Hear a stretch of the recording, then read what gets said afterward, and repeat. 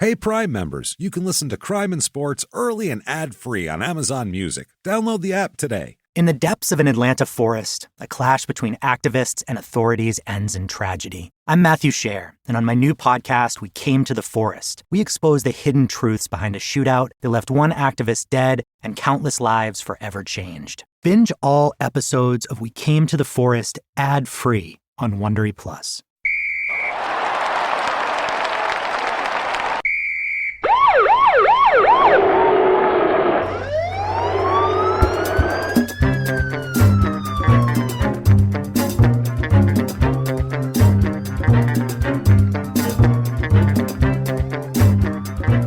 Hello and welcome to Crime and Sports. Yay! Yay indeed, Jimmy. Yay indeed. My name is James Pietragallo. I'm here with my co-host. I'm Jimmie Whisman. Thank you, folks, so much for joining us. We are excited today, as always, for another wild, crazy, insanely downhill on ice, through turns and over the trees and it's a over the river and through the woods, all the way to Grandma's house episode of Crime and Sports. Good. As usual.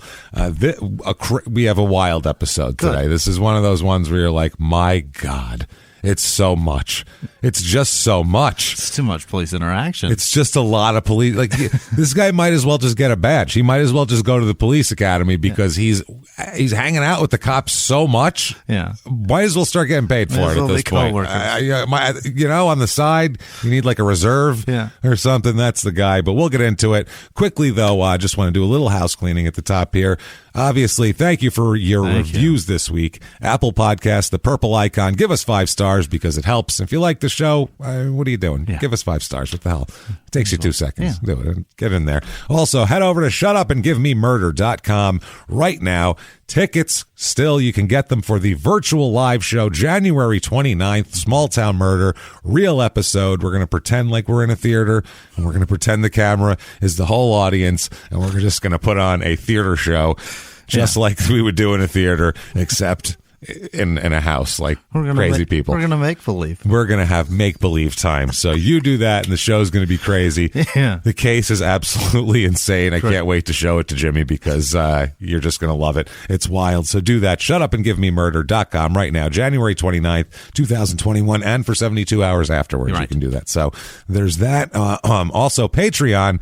Oh boy, Patreon. Patreon.com/crime and sports. This week, buckle up for the Death of Steve McNair episode. So, very sad story this is. Heartbreaking. Really, really tough shit for poor Steve McNair. So tune in for that. And then, man, we have a lot coming up. Good, all sorts of good Patreon. The one after that is like a Mafia Goodfellas type thing. We're going to do some real Goodfellas. Correct. We got a lot coming up, Jimmy. It's wild stuff. And also, you're going to get access to all the Small Town Murder ones as well. Great. This week, we have a murder case, actually, that is a murder that you will cheer for. That's the kind of murder you'll go, you know what, good. Yeah. It's one of those. So so much fun. Patreon.com/crime and sports. Get that right now. And you'll be a producer. Jimmy will mispronounce your name at the end of the show because you matter, damn it. Yeah. And that's the highest form of praise he can give you. That's all we got. Messing up your goddamn name. So do that. And if you just want to make a donation and have great karma and also be a producer and just a wonderful friend of ours and have your name mispronounced as well, you can do that over at PayPal using our email address, crimeinsports@gmail.com. Right. That said, Jimmy, let's have a show. Let's do this. Yeah. I think it's time. Let's get right into this. Oh, boy. We have a thick one. It's somebody you know. Yeah. It's somebody from your Broncos. All and right now, as I look at Jimmy, I'm wearing a Broncos and I stare at his chest, he's got a very large Bronco logo on it. So there we go. On my chest. You are on brand today for this one. He had no idea. No clue. But it's perfect. Brandon Marshall, everybody. Yes. The receiver and just wonderful receiver. Great receiver. And he's got some problems, Brandon Marshall, and some of them are mental and some of them are just, I think, environmental, and there's a lot going on here. Let's just put it that way. This is fascinating. This guy would be a study in his own because it's like, remember like in like an old cartoon or something, there'd be like a witch and she'd have a big cauldron, like that big black pot, and there's that thick like dry ice smoke coming out of it, and she's stirring away. It's bubbling. There's green and shit in there. It's all that. Whatever's happening inside Brandon Marshall, picture that. Money doesn't at fix all that? times. It's funny, but it exacerbates it, actually. It's an odd thing. Mo money, mo problems. Well, mo silver-haired middle-aged white men, mo opportunity to get into trouble is basically what it is. The Mo-fuckery. The mo-fuckery. So with money and with major organizations constantly brushing whatever you do under the carpet because you catch 100 balls a year. This is a different thing. Athletically. That's the thing. Boy, is he good. This is, and we've done it a few times with Charles Bart. Well, there's been a lot that guys that are stars. Yeah. The stories are way different when it's a star. When it's a mediocre guy, it's a lot of zero tolerance and a lot of we don't have this around here. You notice that? Yeah, a lot of talking down to him. A lot of none of that. This doesn't fly around here. Listen here, young man. This isn't the culture we've built and all that horse shit. A lot of dragging him around by the ear. A lot of that stuff. When it's 100 balls a year, a guy catching them, you go, I mean, we're going to... Sometimes. There's two sides to every story. Literally... Teams he played for 100 times say, I mean, there's two sides to every story, so we're going to see how it plays out. We're going to see how it plays out is the other thing here. He doesn't have his time in court yet. So, anybody that says there's two sides to every story just called you a liar. Exactly. Well, two sides to every story. I mean, hey. Yeah. Wow. So, Brandon Tyrone Marshall, he is. Yes, and that is actually... point of some contention because on Football Reference, which is usually very accurate, they have him listed as Brandon Markeith Marshall, who is actually another player completely. Well, obviously that'll come up later. So is that guy that guy plays defense, right? He played for the Broncos as well. So very confusing, as you might imagine. That's his middle name. With a TH. Yeah, Keith. Oh, boy. Markeith. Yeah. It's a tough one. That's a tough one. So, Brandon Tyrone Marshall, born March 23rd, 1984. He's had a lot of drama in a short... it's only 36 years, man. That's a very young man. I mean, a lot of guys his age are still playing, or whatever. And he played till a couple of years ago, but still, he's just so much disaster. He's born in Pittsburgh. Really? Actually, which I did not know. He's from Pittsburgh, but... they end up moving down to Georgia and Florida. I remember when that. He was a kid. That's where he's from. That's where he grows up, pretty much. I mean, I don't remember him doing that. Yeah, I remember Brandon. Back then, he'd call me from down in Florida and tell me, "Hi, Jimmie, I'm in Florida." Great. I remember Brandon. him being from the South. That's what I was trying to say. I remember when we packed up the U-Haul. Oh boy, it was quite the time. I moved him. I helped him unpack. I'll be honest, because I knew where he was going. They had this desk. It was very heavy, but luckily he's pretty big. He picked up the heavy end. So he is born in Pittsburgh. His parents are 21 years old and 19 years old. Oh, no. So that's always tough. Yeah. I mean, that's a lot of us have that. A lot of us are from young parents, so that's fine. 21 is his dad, Freddie Marshall, and his mom, Diane. They were high school sweethearts, and she's 19. And so, that's what ends up happening, which... that happens. That could be, that could be a beautiful story if everything works out well. Right. That could be great. Problem is, not quite like that. His dad's a bit of a, I'd say a character. Yeah. But then some shit happens now, and then some shit even crazier happens later where you're like, I don't think character quite sums it up here. Oh, what happened? Wow. It's interesting. We almost had like a Marvin Gaye situation going on here. It was pretty interesting. So Freddie Marshall here in 1987, when Brandon is 3 years old, his father is serving a work release jail sentence. Oh my. At that time after, oh my God. I forgot about this. After a conviction for smashing a woman in the face with a beer bottle. Okay. And so... well, the woman part is the part that that's what I'm saying. He publicly smashed a woman in the face with a beer bottle. There's a certain character that goes with that. Yeah. So, you know what I'm saying? Certain I don't care. You've been in a lot of bars. A lot. Have been you thrown out of a lot of them. Ever? Was it any of the times you were thrown out? Was it ever for smashing a woman in the face with a beer bottle? Zero. That's a lot. Yeah, that's what I mean. I was a bouncer, so I've seen a lot of crazy shit. Like, that would be particularly aggressive behavior. That we go, holy shit, that would stand out. That would change from your job to the police's job. That's what I mean. That's a crazy We're just at that occurrence. point taking you to the police. We're out of it. You're at that bouncing point. him to the back of a cop car. Exactly. Wow. And while he's out on work release, though, he marries Diane. His mom. Okay. So they weren't married when they got together and had a kid, but then they got married later. He got out to get married. I'm going to make you an honest woman since you stayed with me after I smashed that woman in the face with a beer bottle. I mean, you know what though? I guess if you're curious if someone's gonna be down for you, and if they're really gonna be there for ride you, or die. That's your ride or die. Maybe she didn't like the lady either. Maybe he was defending her honor. What do you call my? He didn't do it. I was going to do it. Goddamn! I had a beer bottle cocked and ready to go. He's just faster. Luckily, he stepped in. That's why I married him. Yeah, he knew he knows my needs. He anticipates them. That is an impressive moment. He felt I wanted a beer bottle smashed on that woman's face, and he did it for me. What a sweetheart. What a great guy. So, yeah, that's not wonderful. So that's April 24th, 1987. By November 20th, 1987, surprise, things aren't going well. Are you shocked? Would you imagine this would just be a loving relationship after the beer bottle smash guy? Are they divorced already? No, but she's granted a protection order against Freddie. Why didn't she file? Records indicate he chased her around with a beer bottle and she knew he meant business. No, literally, it's the first of 3 she'll file against him in the next year. My God. So he's got a lot of problem. Yeah. He's also has other women that he's been with who, according to this one article, I think this is Vice that had this, or this was a Chicago Tribune. One article here, he had at least 6 other women who have filed protection orders against him. So Freddie. This is what Freddie does, apparently. Yeah. He's not a nice guy with the women, I guess. Or he's very nice to them. To a point. Up to a point. Depends on how you look at it. Yeah, to where the bottles start getting empty and then it's not nice anymore. So some time goes by here. April 17th, 1990. 3 years, Brandon's 6 years old. Freddie files for divorce. Oh, he wants out. He wants out. He's like, listen. I've had enough. When I get married, there's certain things I need from my wife. One of which is a willingness to take an ass kicking. Sure. Now, that's ridiculous. So, he files for divorce. That's cracks hilarious. me up. Yeah. I love when the person who's wrong is the one filing for divorce. She's dealing with him sleeping with at least 6 other women, smashing beer bottles on chicks' faces. She's sticking around for that. He wants out. That's How dare you be so nice?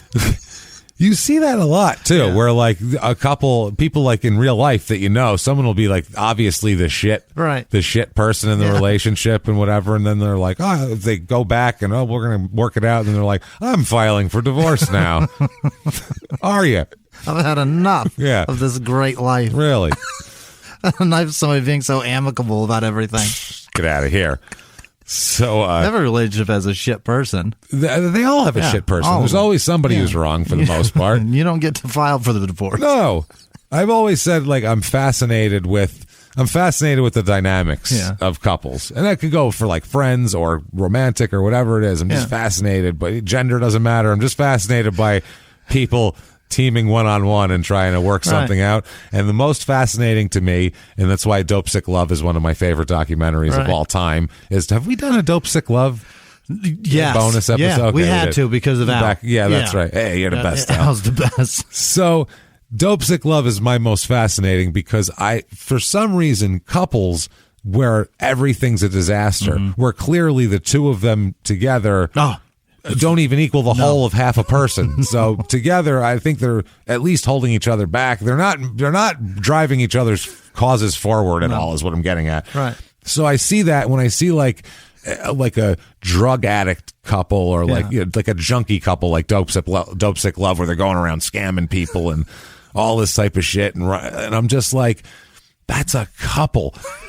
That's a couple. And when you see those people walking down the street, you go, one of those, it's one of your faults. Yeah. It's not both of you equally. One's worse. Yeah. You both were junkies, but maybe you held together, you had an apartment, and then one of you went off the deep end and did some crazy shit, and you lost your apartment. Now you're and you're staying together, walking together. You ever seen, like, hand in hand? That's what I mean. Have you ever seen a junkie, like, homeless couple holding hands, and you're like, wow. Wow, one of you is really, really forgiving and has just decided to go with the flow, man. This is taking forgiving to another level. You know what I mean? And you just see the other one as being capable of handling that much, and you just try to keep up. That's I guess. Well, I guess I'll jam it into my shit too. And so he files for divorce, but they never finish the divorce, and they end up just staying together. So they're still married? Yeah, they're still married and they stay together. They're not even like apart. They don't even like separate. He files for divorce and then they forget all about it. He files for divorce. He finds out it's like $1,800. He's like, oh shit, Jesus, well, that's bad. Just hang on to those papers while I get the money together, like a layaway divorce. That's what I mean. How long is this going to take? I got to. Can I make a payment every Friday? I got to put up with him for another year, huh? Okay, that's great. So don't worry, he'll file for divorce again in 1995. Oh so my! Eventually, this is never going to. This is not going to. They're not going to live happily ever after for what's happened so far, right?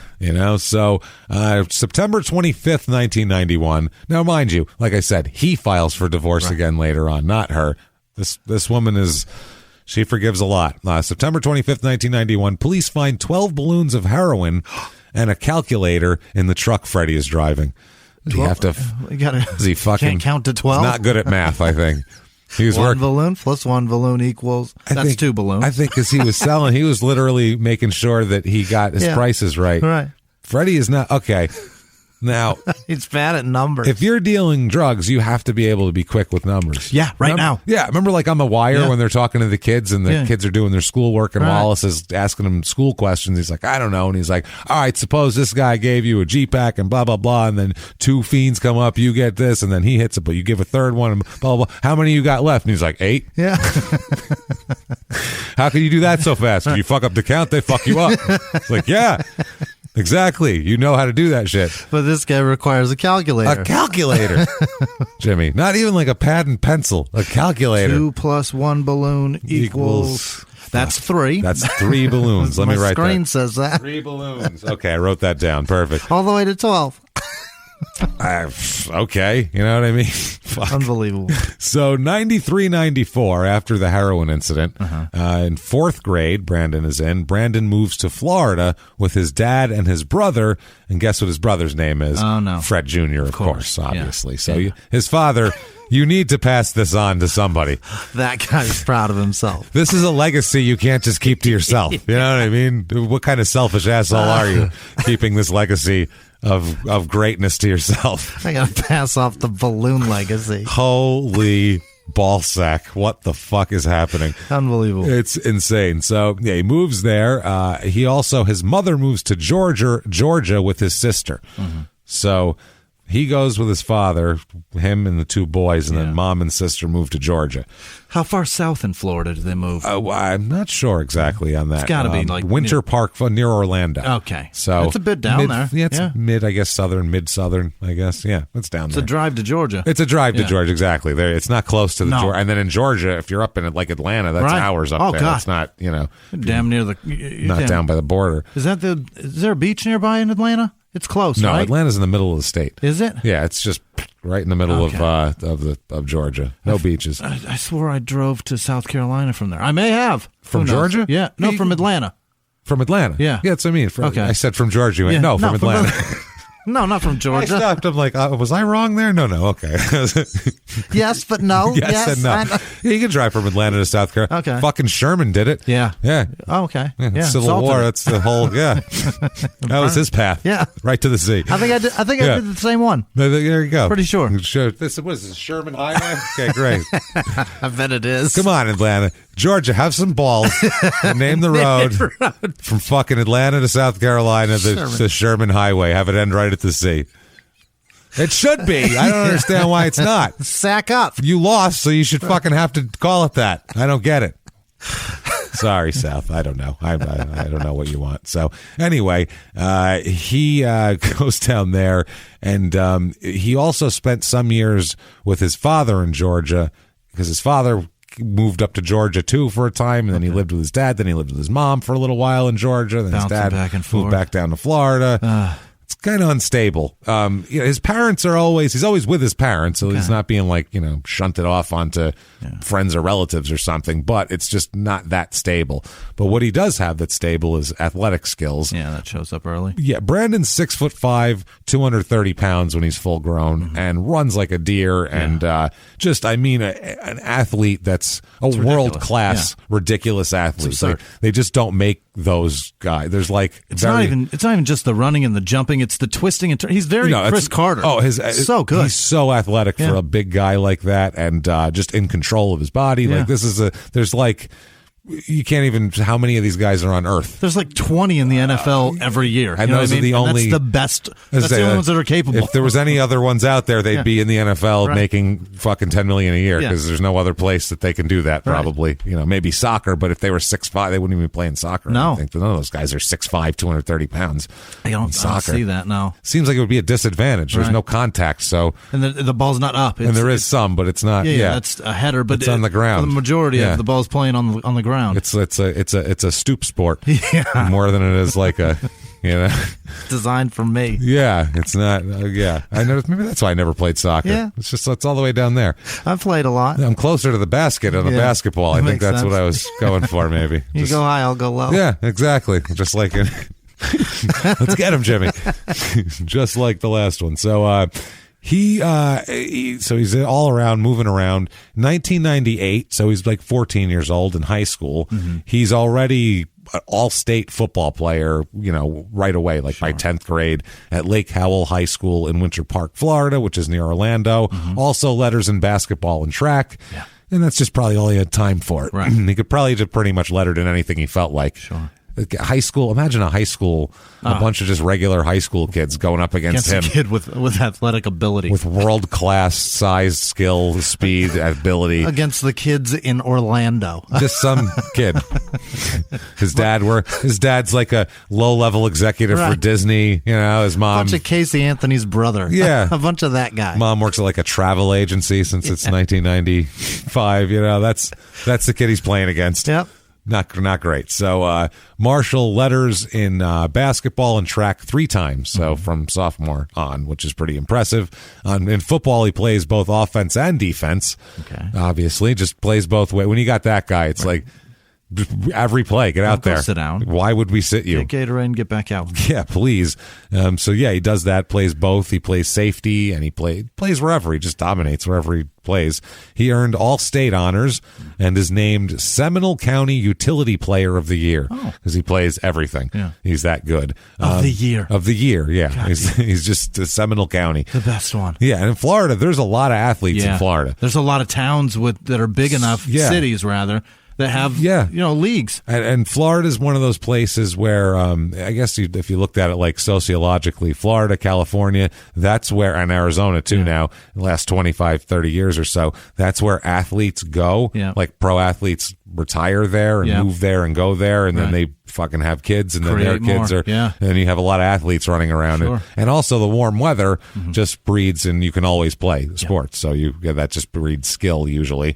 So Florida, tons of football players, and baseball too. Florida's a hotbed for baseball. Well, that's where all spring training is too for that. Yeah, well, you can play year round, so that's why. It's Northeast baseball is it's a seasonal game. Exactly. It's definitely not something you're playing in January. Right. So he plays everything, and he also competed as a jumper in track. Okay. So he's that big and he jumps. So that's athlete. Mm-hmm. As a senior, he won the Class 3A State Triple Jump Championship. Triple jump. The fuck is that? It's like dink, dink, dink, and then this big thing here. Landing a personal best jump of 14.81 meters. Holy meters. The man can jump 45 feet. That's a far. Holy shit. That doesn't seem natural. No. Right? How can you? What? That's not even a typo. That's not even a record. No, that's 14.8 meters. Yeah, because you do this like bink, bink, and then you can do this long thing. And then all of a sudden you can jump 50 fucking feet? I don't what? understand it. I can jump 3 times, James. I'll never get 45 feet. Jimmie, let's go out in the driveway. Never going to happen. We're going to stop the show, and Jimmie's going to go out in the driveway and practice his triple jump, and we're going to measure it. 45 fucking feet. See how close to 45 feet he can get. James, that is 3 concrete panels on your driveway. That's a lot. Yeah, 3 of those. Yeah. Lengthwise. I'm talking.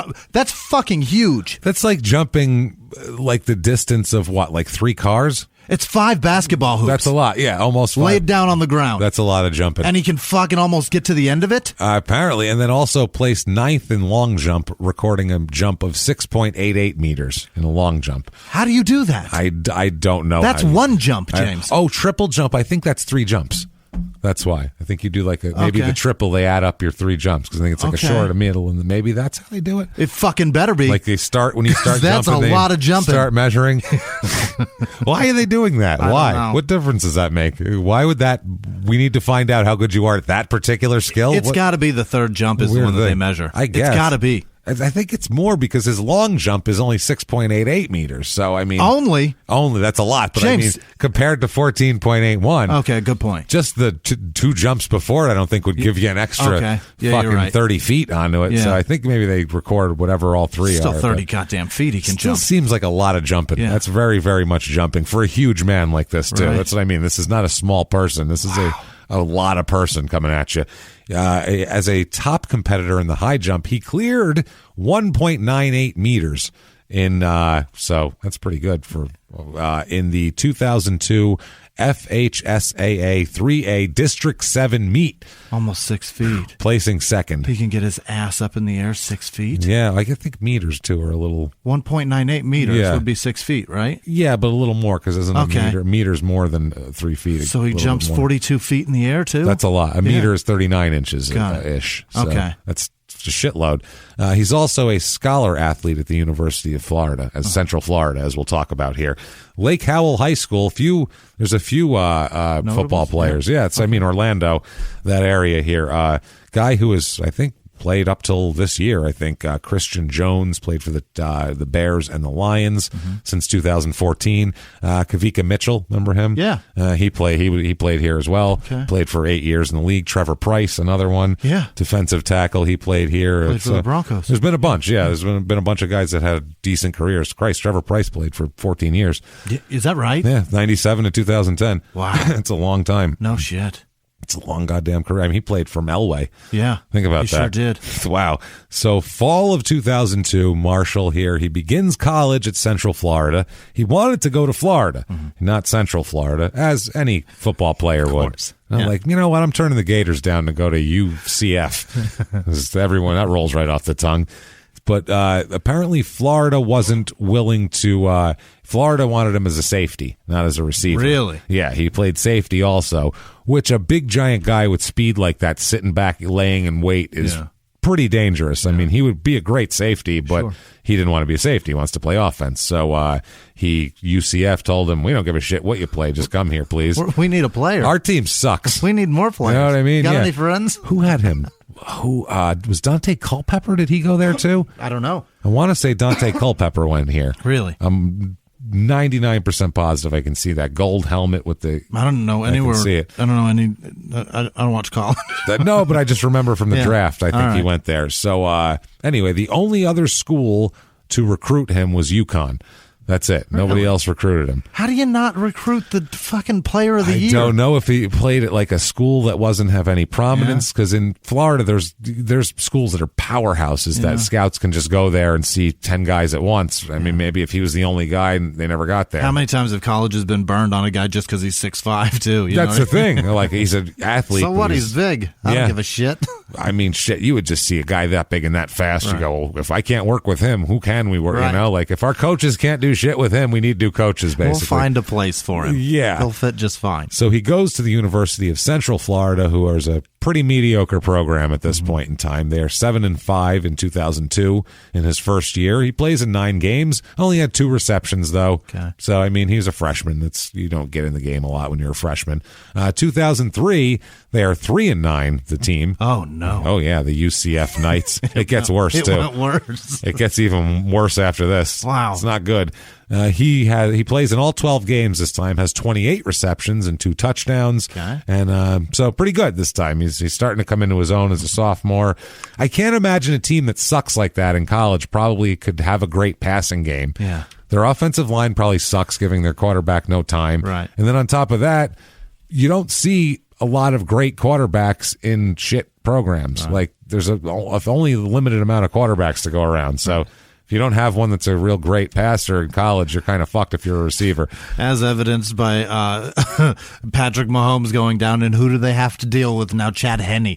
That's your backup. That's your backup. Oh, Jesus. The quarterback pool today is shallower than it's ever been. Yeah, ever. It has. Yeah, and it's getting shallower. It is getting shallow because they're weeding the quarterbacks out a lot. You have to be a lot of certain things to be a quarterback now. So. Yeah.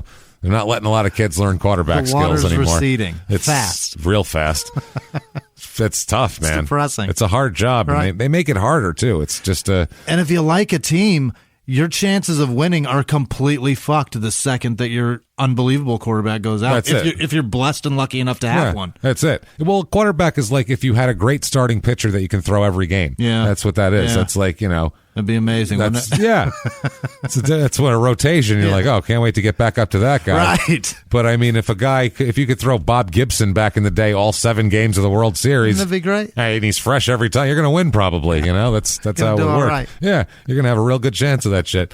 So they should change the league rules in the NFL that every 4 weeks you have to play a different quarterback. That would be great. You have to play your punter at quarterback. I want to see Chad Henne play a little more. That's it. Yeah, 4 games per year. They can be any 4 you want, anytime. Yep. Any 4 games, your punter has to play quarterback for at least a half. That's all. 1 half he has to play quarterback. It's the rules. You can't have some wide receiver who played quarterback in high school. No running backs. No. We need your punter. I want to see a guy that barely has hands. That's what I mean. I want to see him throw the ball. Think about how you'd be choosing your punters at that point, way differently. So then the punting games would be the whole game changes at this point, Jimmy. I love this rule. That would humble the Patriots and all these teams that have a great quarterback. Everybody humble them right the fuck up. Every goddamn team that would really put a crook in everything. And it'd be interesting. You're like, oh, they're starting the punter today. Oh, so it's a punter game. Okay, cool. And they've had. It's going to be interesting. The Bucs have had Brady start for 12 games. Guess what? The next 4 games. Every first half is a punter. They'd be interviewing the punter. He'd be like, well, I'm terrified. I don't throw the ball very well. I'm not too fast. I don't know if they want me to kick it. Probably not. So, I'm going to hand off a lot. It's going to be weird. Have you talked to the coach? Has he told you the game plan of the next 4 weeks? He has not said a thing. I don't know. Every time a whistle blows, I'm scared. He doesn't really... terrified that it's for me. Yeah. He doesn't really talk to me much, the coach. It's weird. He just kind of says, do whatever you do over there. Yeah. I don't know what that is. So I don't know if I'm supposed to... Maybe I'll show up early this week. I don't know. I feel like I should be there. I want that rule. I want that rule so That'll change the game bad. In a second. It really would make it so interesting. It would. Because you would. I want to see him get blown up. Yeah. What games do you start the punter? You'd have to. It's a lot of strategy. Yeah. Let's see a coach now. Head coaches, you want $5 million a year? Let's throw a wrench in that shit. There you go. Win now with a punter. So 2004, Central Florida. They are. Good God, they are. This is awesome, Jimmy. No. They're 0-11. How? 0-11 and ranked in NCAA, 1A, whatever. Yeah. There's 120 teams. They are ranked 120 of 120. Oh my God. They are the worst team in Division 1A college football. Every player on that worst. On that team has to be rethinking their choice to join this. A, we're the worst team, and B, there's no way any of us are making the NFL with it. The shame. Oh my! The pure shame this would fucking bring. How did he even get a look? That's and the coach here didn't get fired. What? That's how. They brought him back. That's how not a huge. Well, I mean, he didn't get fired in the middle of the season or anything, but that's how forgiving this program is. So not wonderful. And if it could get worse for Central Florida in the middle of a 0-11 season where you're the worst team in college football, on October 31st, Halloween night, probably the only good player you have, your star player, gets arrested, which is not great. Brandon gets arrested here. It's his junior year. Brandon. It's his first public dust up. He's arrested where? At a Denny's parking lot in Orlando. Oh, Jesus. Oh, my God. That's how we start this episode, with your first arrest. That really says a lot about mapping your life out. When your first arrest is in a Denny's parking lot in Orlando, Yeah. In 2000? In 2004. Wow. Halloween That's too night. Late. Oh, gross. Halloween in a Denny's parking lot. That's where you choose to spend your time? In Orlando. Oh, boy. Oh, boy. I guess that's what 0-11 football teams do. That'll do it. They just, Denny's parking lot, they're the only ones that won't kick us out because we're losers. Oh, my God. So, he is on charges of assaulting a police officer. Punching a cop. Which is... whichever way he did it. Disorderly conduct, trespassing, and resisting arrest without violence. So he must have done the assault before the arrest, apparently. Right. Or spit on him. That's true, too. Without violence and refusal to obey. The charges eventually are dismissed here. That's the thing. They eventually get dismissed, and I think probably... a lot of that might have to do with the University of Central Florida. Possible. I'm not sure. Yeah. I don't know the details there, but... In the 1980s, a rosé swept the country. Hey, Mike, I really like this White Zinfandel. Well, good. Now put it down. We're going to try another one. White Zin became America's top-selling wine. But most don't know that this sweet drink has a sour history. What began in 1986 with counterfeit bottles... a big fraud, a multi-million-dollar fraud. Sent investigators chasing one of the most powerful families in the business, the Licciardis. But the closer the feds got to them, the more dangerous things became. It's a story of deceit. At the time, I was paranoid. Threats. You touch my kids, I will kill you. And murder. With a .22 caliber bullet to the head. What started with a scheme to mislabel wine spilled into a blood-soaked battle for succession. Welcome to Bloodvines. You can binge listen to Bloodvines exclusively and ad-free on Wondery Plus. Join Wondery Plus in the Wondery app, Apple Podcasts, or Spotify. He was hip-hop's biggest mogul, the man who redefined fame, fortune, and the music industry. The first male rapper to be honored on the Hollywood Walk of Fame, Sean Diddy Combs. Diddy built an empire and lived a life most people only dream about. Everybody know ain't no party like a Diddy party, so. Yeah, that's what's up. But just as quickly as his empire rose, it came crashing down. Today I'm announcing the unsealing of a 3-count indictment, charging Sean Combs with racketeering conspiracy, sex trafficking, interstate transportation for prostitution. I was up. I hit rock bottom, but I made no excuses. I'm disgusted. I'm so sorry. Until you're wearing an orange jumpsuit, it's not real. Now it's real. From his meteoric rise to his shocking fall from grace, from law and crime, this is the rise and fall of Diddy. Listen to the rise and fall of Diddy exclusively with Wondery Plus. Whatever. This year in 2004, another problem of why they might have been 0-11 is apparently they were so decimated with injuries that they had to have players playing both ways just to fill out the roster to play games because they had such a rash of injuries. Their secondary was so messed up. Brandon played safety for half the year. Holy shit. So it's like our top receiver, he's got to also play safety. We got a just chance losing him this way. Yeah, we just don't have anybody else. Holy fuck. So they put him at safety. He makes his first college start at safety on October 4th. And, by 3 weeks from then, he's getting arrested for assaulting a police officer. Right. So I blame defense on that. No assaulting police officers when he was playing offense. Right. It's the aggression. This was against Buffalo, not the Bills, the college. He recorded 4 tackles and had a half a sack that day. Okay. And he ends up leading the entire team in tackles in the 2004 season. Your wide receiver. That he only played 7 games, too, at safety. Jesus. So that's fucking incredible. He also receives that year and plays in 10 games. He had 8 receptions for 84 yards, which he's also playing defense. So you give him some slack on that. Sure. And 0-11, what was the offensive situation? I can't imagine. Like I said, a receiver, you can be as wide open as the day is long. Right. If nobody can get you the ball, it doesn't matter. Right. You're really dependent on a lot of people. Is there even a line, or does he just kind of? Yeah, they put it on a tee, and the quarterback's got to go pick it up. Just always in the shotgun. Yeah. He just catches it and immediately throws it to the first fucking person he sees. Doesn't even care. Yeah. Is he open? I don't know. I saw a jersey. Just hut, ship, gone. Hut, it's out. at least if you're a running back and you get the ball, even if you have no line and people are attacking you, you have the ball. So let's say you're Barry Sanders back in the day. Even if the whole line collapsed, you'd do this and dance around and you'd end up with 40 yards. You could do something with it. If you're a receiver, you just can't ever get the ball if no one can give it to you. There's nothing you can do till you get the ball. You just go out there and wave your arms around and then jump up and down like they do. Right here. So open. That's my favorite when they get frustrated because they don't get the ball. Hands go through. Oh, they're waving. When they're wide open, like, oh, God. Oh, Jesus, look at me. Holy shit. It doesn't get more. You know how hard it is to catch the ball? There's always a guy fucking half tackling me while I'm doing it. Finally, it's like playing catch. I never get an open opportunity. I have it right now, and you're not even looking at me. Underhand that shit to me. I'm so open. They get like panic. Like, oh, God, it's not going to be here forever, please. So in 2005, that season, Jesus, come on, Brandon. April 8th, 2005. This is before his senior season. Yeah. So 6 months after the other. Yeah. And he's supposed to be like an elder statesman of the team at this point. You know, he's going into the senior year. He's supposed to be one of their stars. Well, this doesn't shine very bright. No. Put it that way.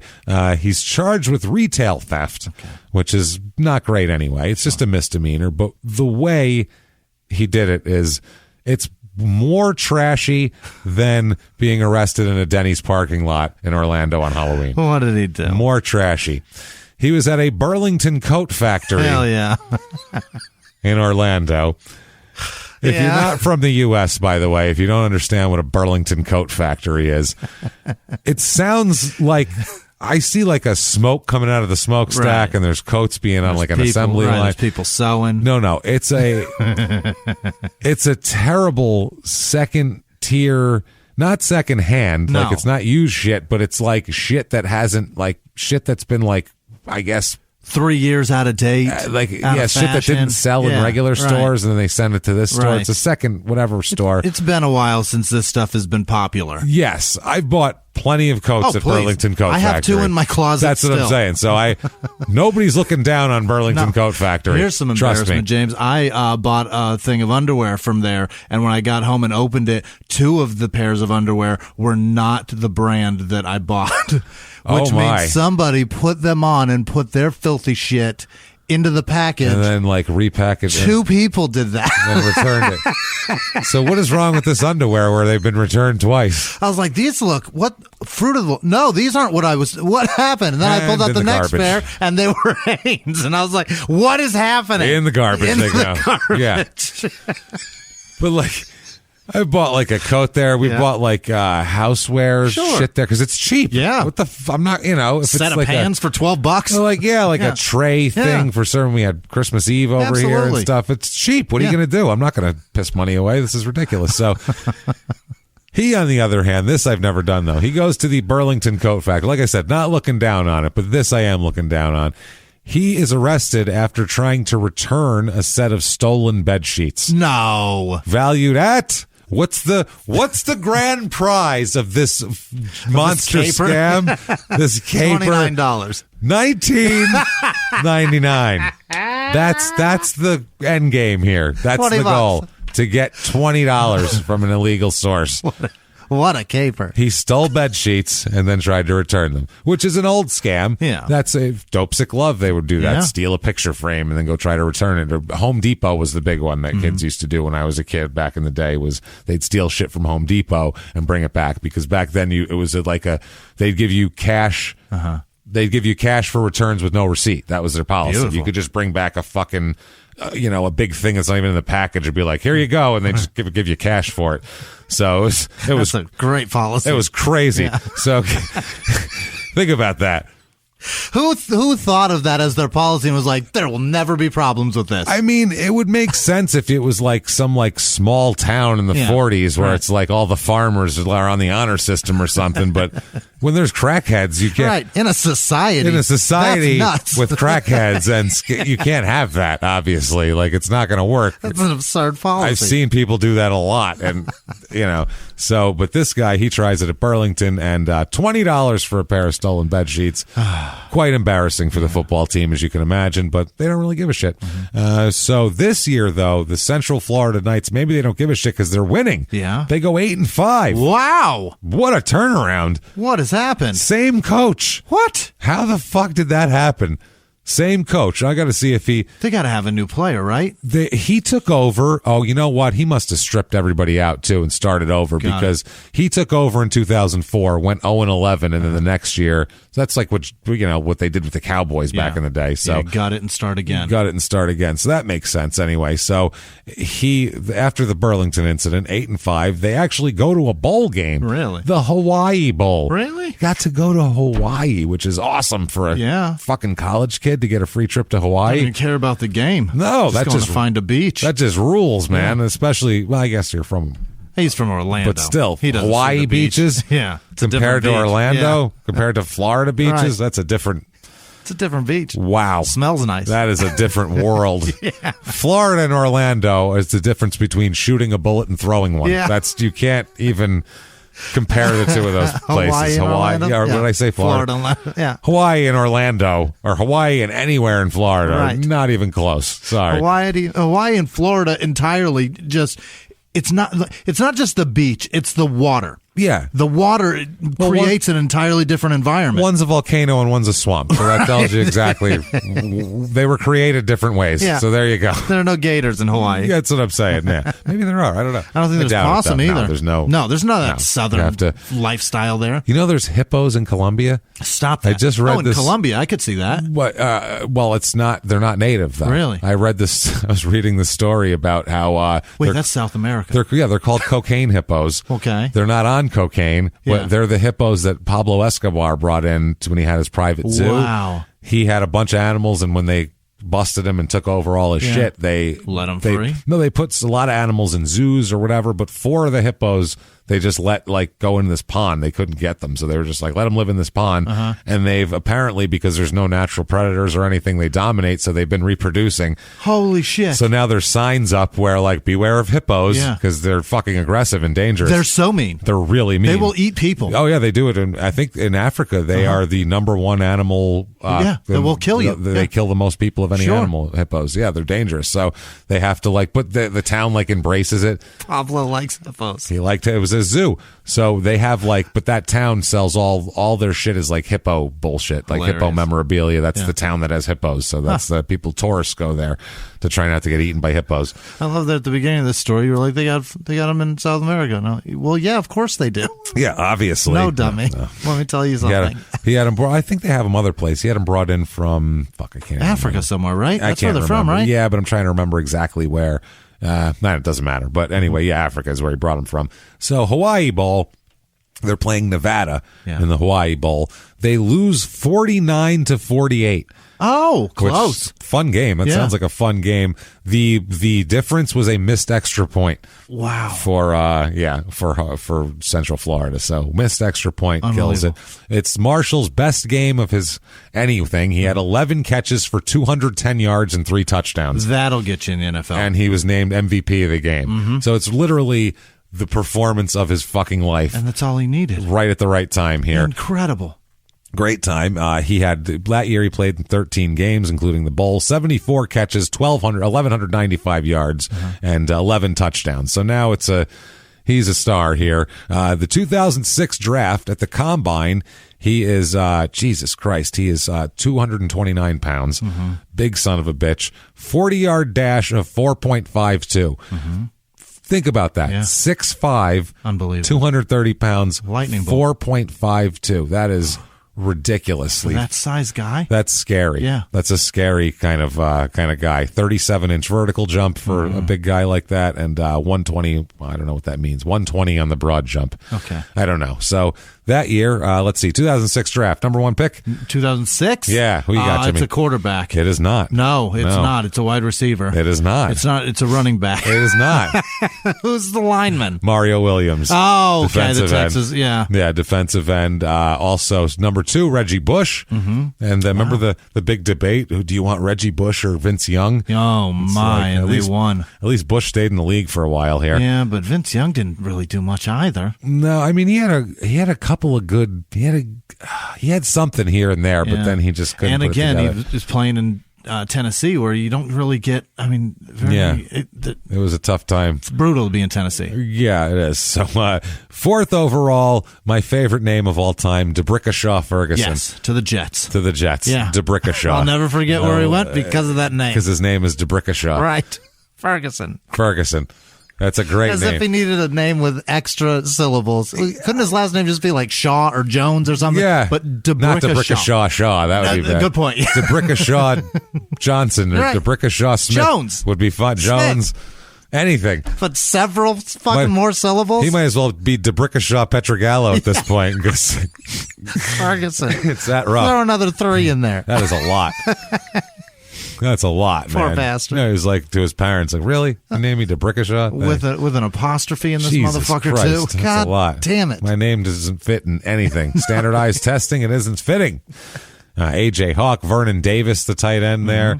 So some good, but Matt Leinart, Jesus. No shit. Cardinals, number 10 overall, Matt Leinart. Oh, what a depressing pick. And the pick after him was Jay Cutler to the Broncos. Yeah. So Cutler, say what you will, much better career than Matt Leinart. So the Cardinals would have been better off to probably have taken Cutler at that point. But no, I think because they had somebody. Didn't they have Kurt Warner at that point? Or? No, he was gone at that point. Did they have anybody? Denver had Jake Plummer at this time. Plummer, yeah. And they picked up Cutler, and that is why Jake Plummer left the league. He was like, you didn't even tell me? What the fuck? Yeah, well, he stinks, so that's what he gets. He went to the fucking AFC Championship the year before. Yeah. And that's kind of a kick in the dick. Yeah.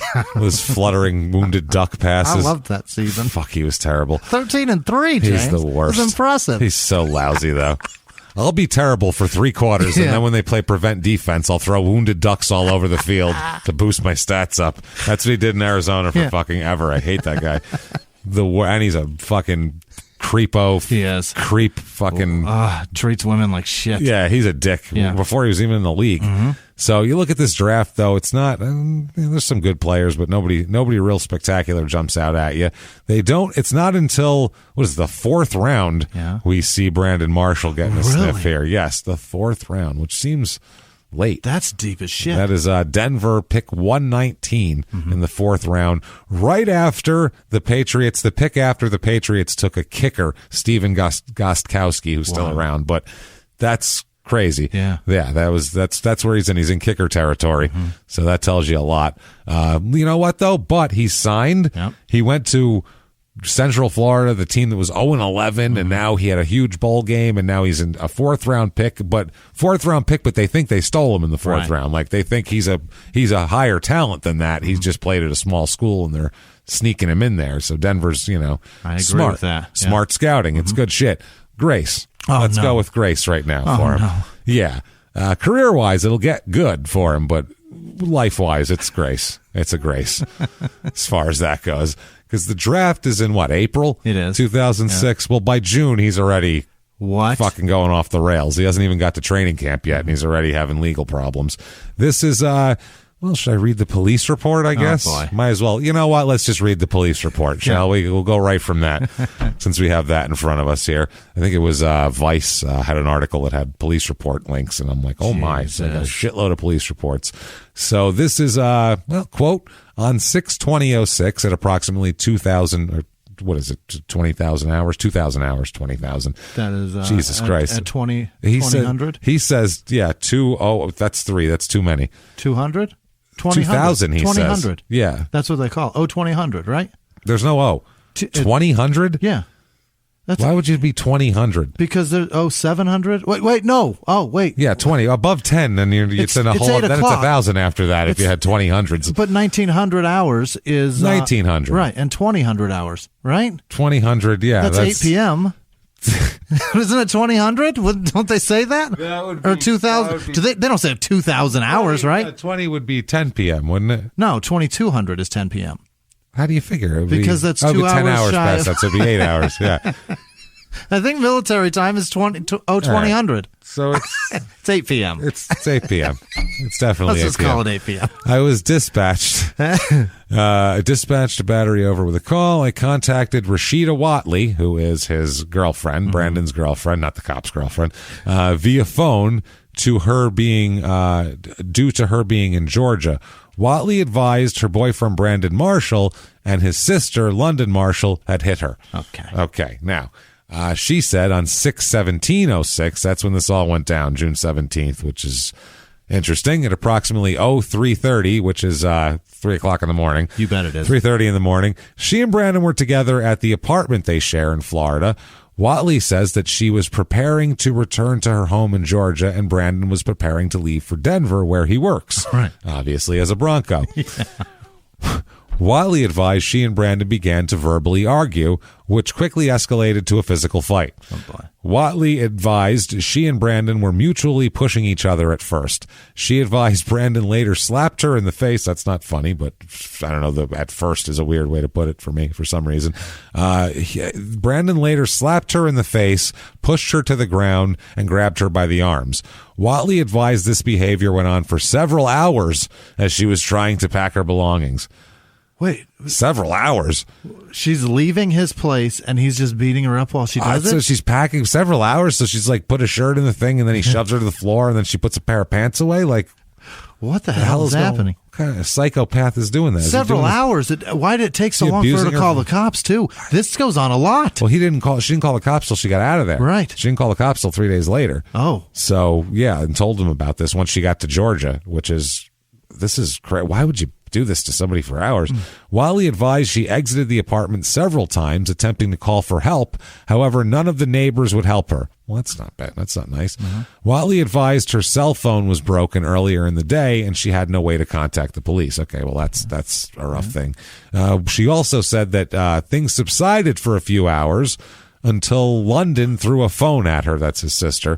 Threw a phone at her, which hit her in the forehead. Ouch. Jesus, what is happening in this house? Phone? Yeah, I guess. Or back then, it's 2006. It might have been a Could have been a landline. Could have been one of those like cordless house phones. Right. That's what everybody had back then. Those like VTech cordless house phones. That's probably what it was, I think. The ones sans the accordion antenna. Remember those? Yeah, exactly. The you little jam it in your chest every time you hang up.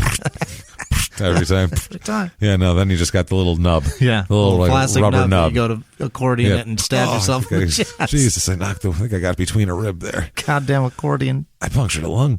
So created a habit that's now dangerous. Yeah. Thanks. Thanks, cell phones. So she said it hit her in the forehead, cutting her above the left eye. Damn it. Holy shit. Whatley advised London also punched her in the face, giving her a black eye. Good Lord, what is happening? What does he bring his sister over to rough her up? This is unbelievable. She have a fucking hitman? Whatley advised that she has pictures of her injuries. She advised she sustained bruises all over her body, I assume from the hours-long pushing and shoving and throwing down. She advised that she had no way to contact law enforcement prior to leaving the state. She tried to at least 20 times. She tried at least 20 times to call when she returned home, but kept getting the runaround and wrong numbers. Why would you call 911? Yeah. I don't know if you can call 911 for something that happened 3 days ago. You can ask for it to be transferred or connected. I don't know the number. I don't know call information. I don't know if you want to call 911. Yeah, I don't know. Like, hey, how's it going? Yeah. The number. Can you give me the number? It's an emergency. Well, it was an emergency 3 days ago. Does that count? I mean, I don't know, though. That's you call somebody. It was an emergency, therefore still is an emergency. I guess, yeah. She also advised that she and Brandon have lived together and been dating for approximately 8 months, and she also says she does not wish to press charges. Okay. Which is crazy. What are we talking for? How about press charges, man?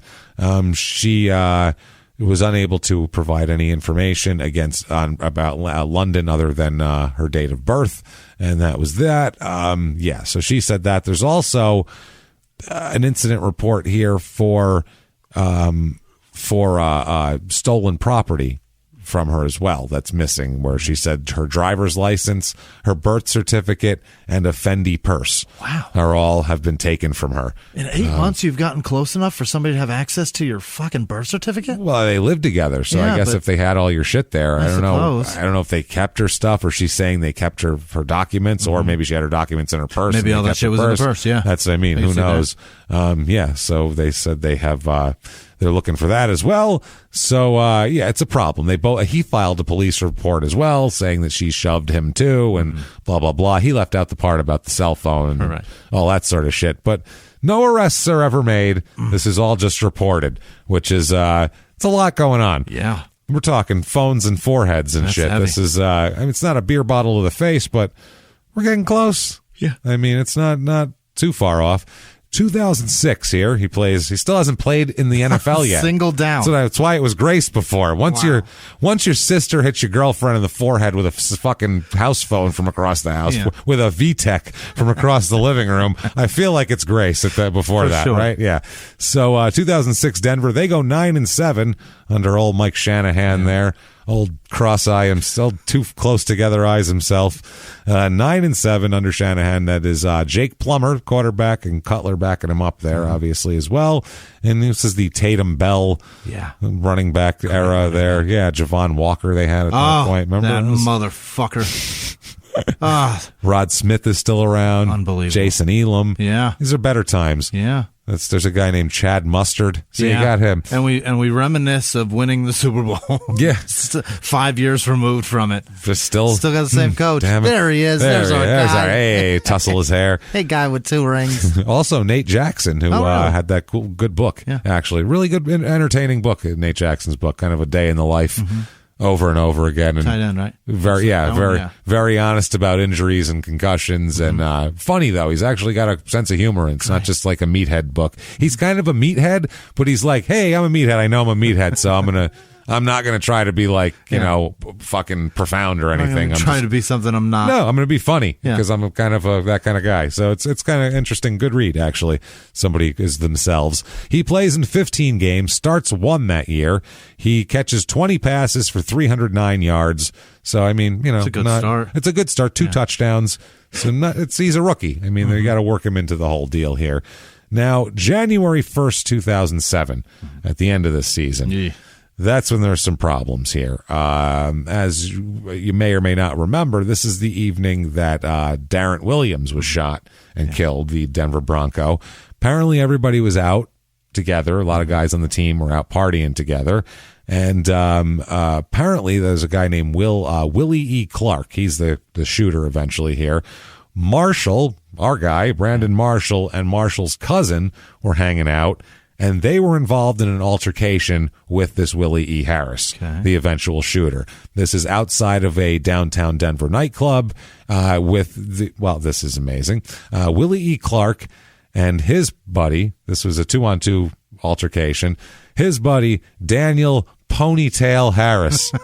Old Ponytail. Old Ponytail. I ain't taking no shit from a man named Ponytail. I'll tell you that much, is what Brandon Marshall said. I'll tell you another thing. Anytime there's a ponytail involved, it better be on a woman or else you're having a bad night. It's going to be a rough night. So ponytails and dudes are not positive. Daniel Ponytail Harris. Oh, my. That is great. So Willie and Ponytail are fighting. Yeah. With Brandon and his cousin. Me and my cousin were fighting Willie and Ponytail, man, and fuck that. So they got in the fight, I guess, apparently. That was their fight got broken up and shit. So that was the whole crux of everything. So it's at that point where Clark and Ponytail, Willie E. and I assume Ponytail, I'm not sure if Ponytail was present for this part of it, followed a limousine, because all the Broncos players, there was several limousines that they got into that they were all from the same company and probably identical. Yeah. So this Willie Clark followed this limousine that he thought Brandon Marshall and his cousin were in, and fired at least 15 shots into this limousine. Oh, my which was God. Full of people, obviously. Yeah. This is the players and their friends and whoever else. 15 shots that eventually hit and killed Darren Williams, who had nothing to fucking do with this. He didn't even know who Ponytail was. He had no idea Willie Clark. He wasn't involved. He was over on the other side of something. And I think he just came off a really great game. I think he did too. Yeah.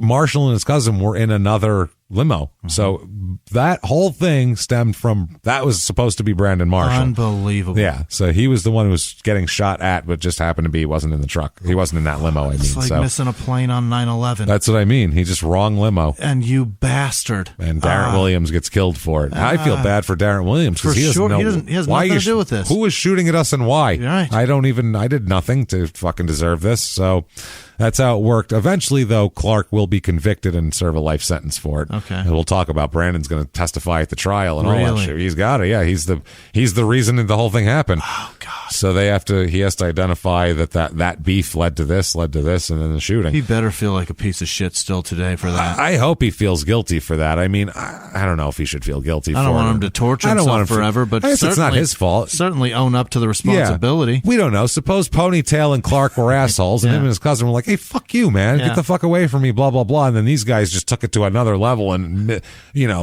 hopped up. I mean, they could have been, that sounds like some shit you do when you're coked out. Go up and shoot up the wrong limo, you know what I mean? Like, so maybe Brandon had nothing to do with it, but I would still feel guilty if I knew shots were intended for me and killed an innocent person. I'd feel guy terrible. that I squabbled with earlier in the night shot my teammate. Bad.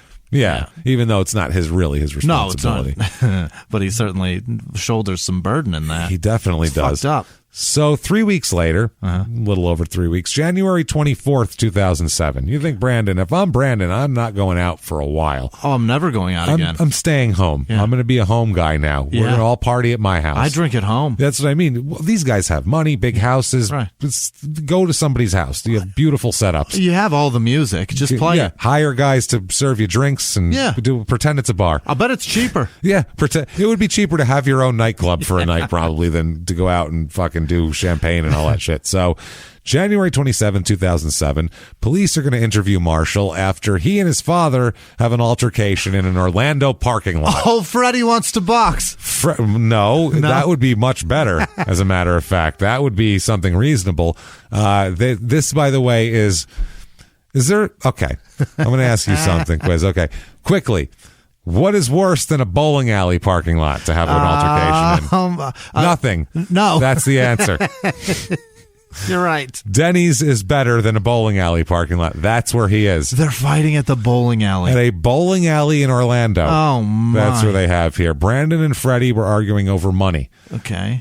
Freddie wants money, apparently. So what Freddie does to make his point is he gets into his car and tries to run Brandon over in the bowling alley parking lot. Are you serious? Yeah, which is good practice from getting away from defenders, I will say. If you can dodge a Lincoln Continental coming at you at 40, you could probably get out of the way of a free safety. So I'll give you that. But he tries to run him over. When police get on the scene, rather than deny it, Freddie is like, I'll run that motherfucker over. He's yelling and screaming. He says, quote, that he will, quote, ruin Brandon's professional football career. Oh, poor. I tried to cripple him. That's right. He won't give me money. I'll ruin his fucking career. Everybody's trying to kill him. Dude, in 3 weeks, he's had Ponytail and his dad try to fucking murder him. This is crazy. He's dodging bullets and a car. And cars driven by his father. Trying to Marvin Gaye his ass. This is crazy shit, dude. His life just spins out of control. I can't imagine. It's nuts. He's in the middle of everything. How is this not... I mean, obviously they talked about Darren Williams a lot because that was a murder. Yeah. But they talked nothing about his other exploits, James. I've never heard this before. That's what I mean. It gets funnier, this confrontation. Once the cops get there and everything like that, neither of them chose to press charges, but they both had a story about the other one. Marshall claims that he tried to run him over several times with his car as he ran away, and his father claims that he did that because Marshall shot a gun at him, his son. Okay. So he said, Brandon, well, he shot a gun at me, so I tried to run him over. And he's like, I fucking... what? It's a bowling alley parking lot. Why are either of you there? Go argue inside like civilized people. What are you doing? Go in the bowling alley and argue. Don't argue in the parking lot of I'm sorry. Go to a bowling alley and argue where it belongs. Can we class this up a little and go to Denny's? Because I feel this is just trashy. Yeah. I feel like if we were at Denny's, this would be better. So what a disaster. So 2 months later. In the 1980s, a rosé swept the country. Hey, Mike, I really like this White Zinfandel. Well, good. Now put it down. We're going to try another one. White Zin became America's top-selling wine. But most don't know that this sweet drink has a sour history. What began in 1986 with counterfeit bottles. A big fraud, a multi-million-dollar fraud. Sent investigators chasing one of the most powerful families in the business, the Licciardis. But the closer the feds got to them, the more dangerous things became.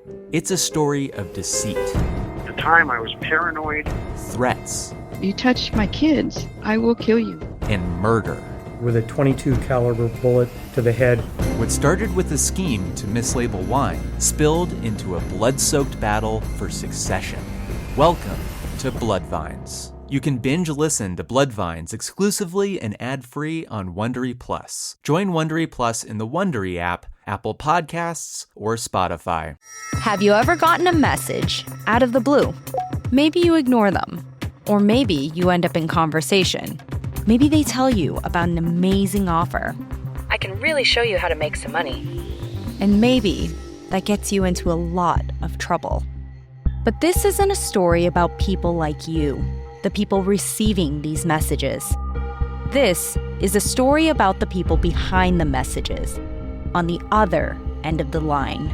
Thousands of them, working in a microcity built for scammers. From Wondery, the makers of Dr. Death and Kill List, comes Scam Factory, a new series about survival at the expense of others. Follow Scam Factory on the Wondery app or wherever you get your podcasts. You can listen to Scam Factory early and ad-free right now by joining Wondery Plus in the Wondery app or on Apple Podcasts. Not even. March 18th, 2007, we got a problem here. We have another incident here with Brandon and his girlfriend. So this is another purse thing here. I don't understand with the Watley, who's his girlfriend, Rashida Watley. She told Atlanta police that Same girl? Same girl. They stay together. Oh, they stayed together. Oh, yeah. boy. They'll stay together for a while. Oh yeah. This is, it's interesting. And then he finds another girl and you're like, oh, good. And it's worse. So she says that he punched her and took her purse.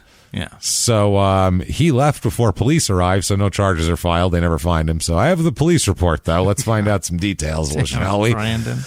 Oh, boy. March 18th, 2007, I was dispatched to 210 Peachtree Street Northwest, which is basically every street in Atlanta. Yeah. We had the misfortune last time we were in Atlanta of going literally to the wrong hotel because the same chain of hotel had multiple locations that were all on different peach trees. Peachtree Drive, Peachtree Lane, Peachtree this. Everything is fucking Peachtree. So we literally tried to check in, waited online for 20 minutes, and we don't have a reservation. And we said, hold on, we're on Peachtree, right? And they went, yeah. They went, but there's like 12 other peach trees. Maybe you... And we were wrong. Yeah, so welcome to Georgia. Welcome to Georgia, everybody. So fucking place.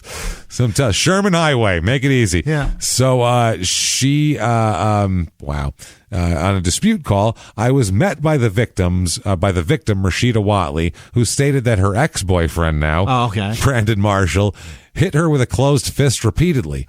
Oh my. That's a lot. That's you can punch a woman in the face. You probably call her dude. You know what I mean? That is in like arguments. I don't know what you're talking about, dude. Like guys that call their girlfriend dude will absolutely punch them. I'm sure of that.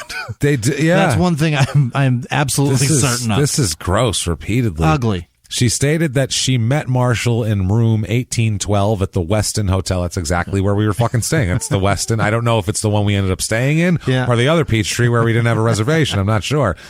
If it's the one by that good steakhouse that then it's there by the mall. Yeah. If it's the one by the mall, whatever fucking mall that is, then it's the one I stayed at, which was there was crazy shit going on in the parking lot there. Like at the Westin?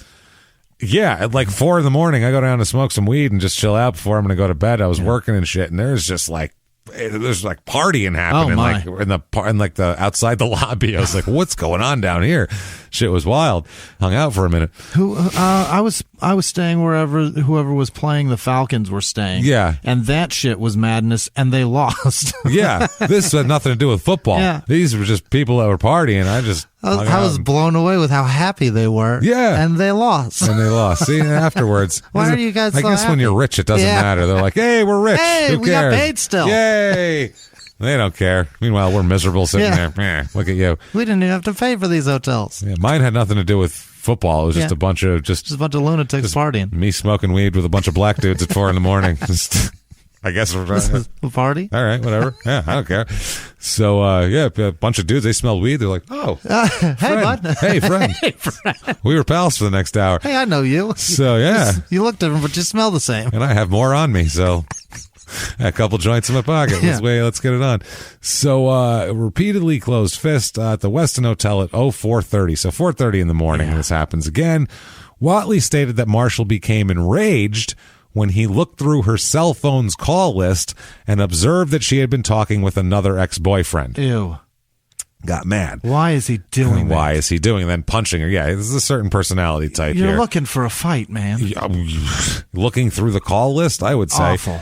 She stated that Marshall grabbed her by the arms while using force and intimidation. She stated that Marshall struck her in the face with a closed fist, which resulted in a large dark-colored bruise to her chin. She refused medical treatment at the scene. She stated while attempting to leave, the valet parked her vehicle and Marshall entered the vehicle while taking her black Fendi purse. Oh, that must have been the police from now. The Fendi or another Fendi purse valued at $1,500. Whatley stated that her purse contained, that was the report from here, driver's license and birth certificate. Yeah. Now it makes sense. All right. I just had the wrong piece of an arrest report. I mixed it up the dates. So, so he took her birth certificate. While speaking with Whatley, she received a text message on her cell phone from Marshall stating that, quote, "I'm watching you. Why did you call the police?" What? Whoa. That's horrible. That's horrifying. She's with a cop. And he told her, I'm watching you. Why'd you call the police? Because you punched me in the face repeatedly with a closed fist. Remember? Fuck that. Later, I observed Marshall standing in the lobby of the Marriott Hotel located at 160 Spring Street Northwest across the street at 210 Peachtree Northwest. I advised dispatch to start another unit for assistance and gave a description of Marshall on Atlanta Police Radio. Marshall was observed by an off-duty unit exiting out of the rear of 160 Spring Street, traveling southbound from that location. Other units and myself conducting a canvass of the immediate area, but failed to locate Marshall. Whatley was given her case number and advised to take out a Fulton County warrant on Marshall for his arrest. She stated that Marshall is employed by the Denver Broncos of the National Football League and resides in the state of Colorado. She stated the blah, blah, blah address and all that shit. So that's what happened. Wow. He took off, and that's how it works. What a situation. No charges are ever filed. What? Because he took off. They didn't catch him, and they somehow left it up. You should file a thing for, how about you guys go catch him now? What do you do? I told you that a man just punched me in the face repeatedly, and then I'm supposed to do the follow-up on this fucking shit? Go places? How about you have that information, now go arrest this fucking guy, or go try to do it. Disperse that to those who need to know.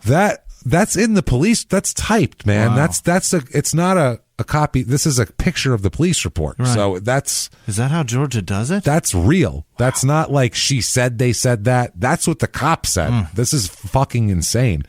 I can't imagine that's how they handle domestic. They can't handle domestic that way today, right? This is 2007. Yeah, I don't know, 13 years. I would think by then it'd be better, but I would hope by now it would be definitely not like that. That's fucking insanity, man. Yeah. So anyway, that is, what date was that? March 18th, 2001. March 21st, 2007, March 21st, 2007, police in Palm Beach County, Florida, interview Marshall and Whatley twice in one night after two loud arguments. 3 days later, they're together again, and in Florida, arguing again to where cops have to come twice. Wow. Twice. Hey, keep it down. Remember the cops were just here? Right. Nobody says that. Okay. So twice in one night, both said the incidents were not physical. No arrests were made. So they just are bothering the other people. 5 days later, March 26, 2007. No, Highlands Ranch, Colorado. Oh, they went back home. He's doing a tour. Yeah. This is like when we're on the road. Right. Except we don't get arrested in every city we go to. Beat her ass in every city in America. Goddamn city we fucking have. And what is happening? Guess what it's about? Yeah. It's about a fight with Whatley again. This is Highlands Ranch, Colorado, on a charge of domestic violence this time. He is actually arrested finally for it now. I guess Colorado takes it a little more seriously. And false imprisonment. After another argument with Whatley, he hired an attorney named Harvey Steinberg to defend him, and they ended up dropping the charges 2 months later because she wouldn't cooperate with the investigation because they're together still. Yeah, and this relationship is volatile. This volatile doesn't even. Oh my God! Whatever the stew is here, and it's obviously he's a large person. He can't lay his hands on anybody. Nobody should be touching anybody. No. Nobody should ever lay their hands on anybody. In a physically violent way? What are we doing? No, that is crazy. No hands should be laid down. These two, though, even if there's no hands being laid down, obviously they're not getting along. Right. Clearly. If the cops come twice in one night, you're not compatible, let's just say. I mean, do you need a fucking panel of experts to tell you maybe we're not compatible? Yeah. I sometimes, the first time that the cops are called and it's an altercation between two adults, it might just be a misunderstanding. I don't know. Even if it is, break up. Don't stay together and chance a second one. Well, I mean, you could have been arguing about no, I'm not. You could have been arguing about a TV show that had nothing to do with it. I will give it. Somebody just you're out of your mind.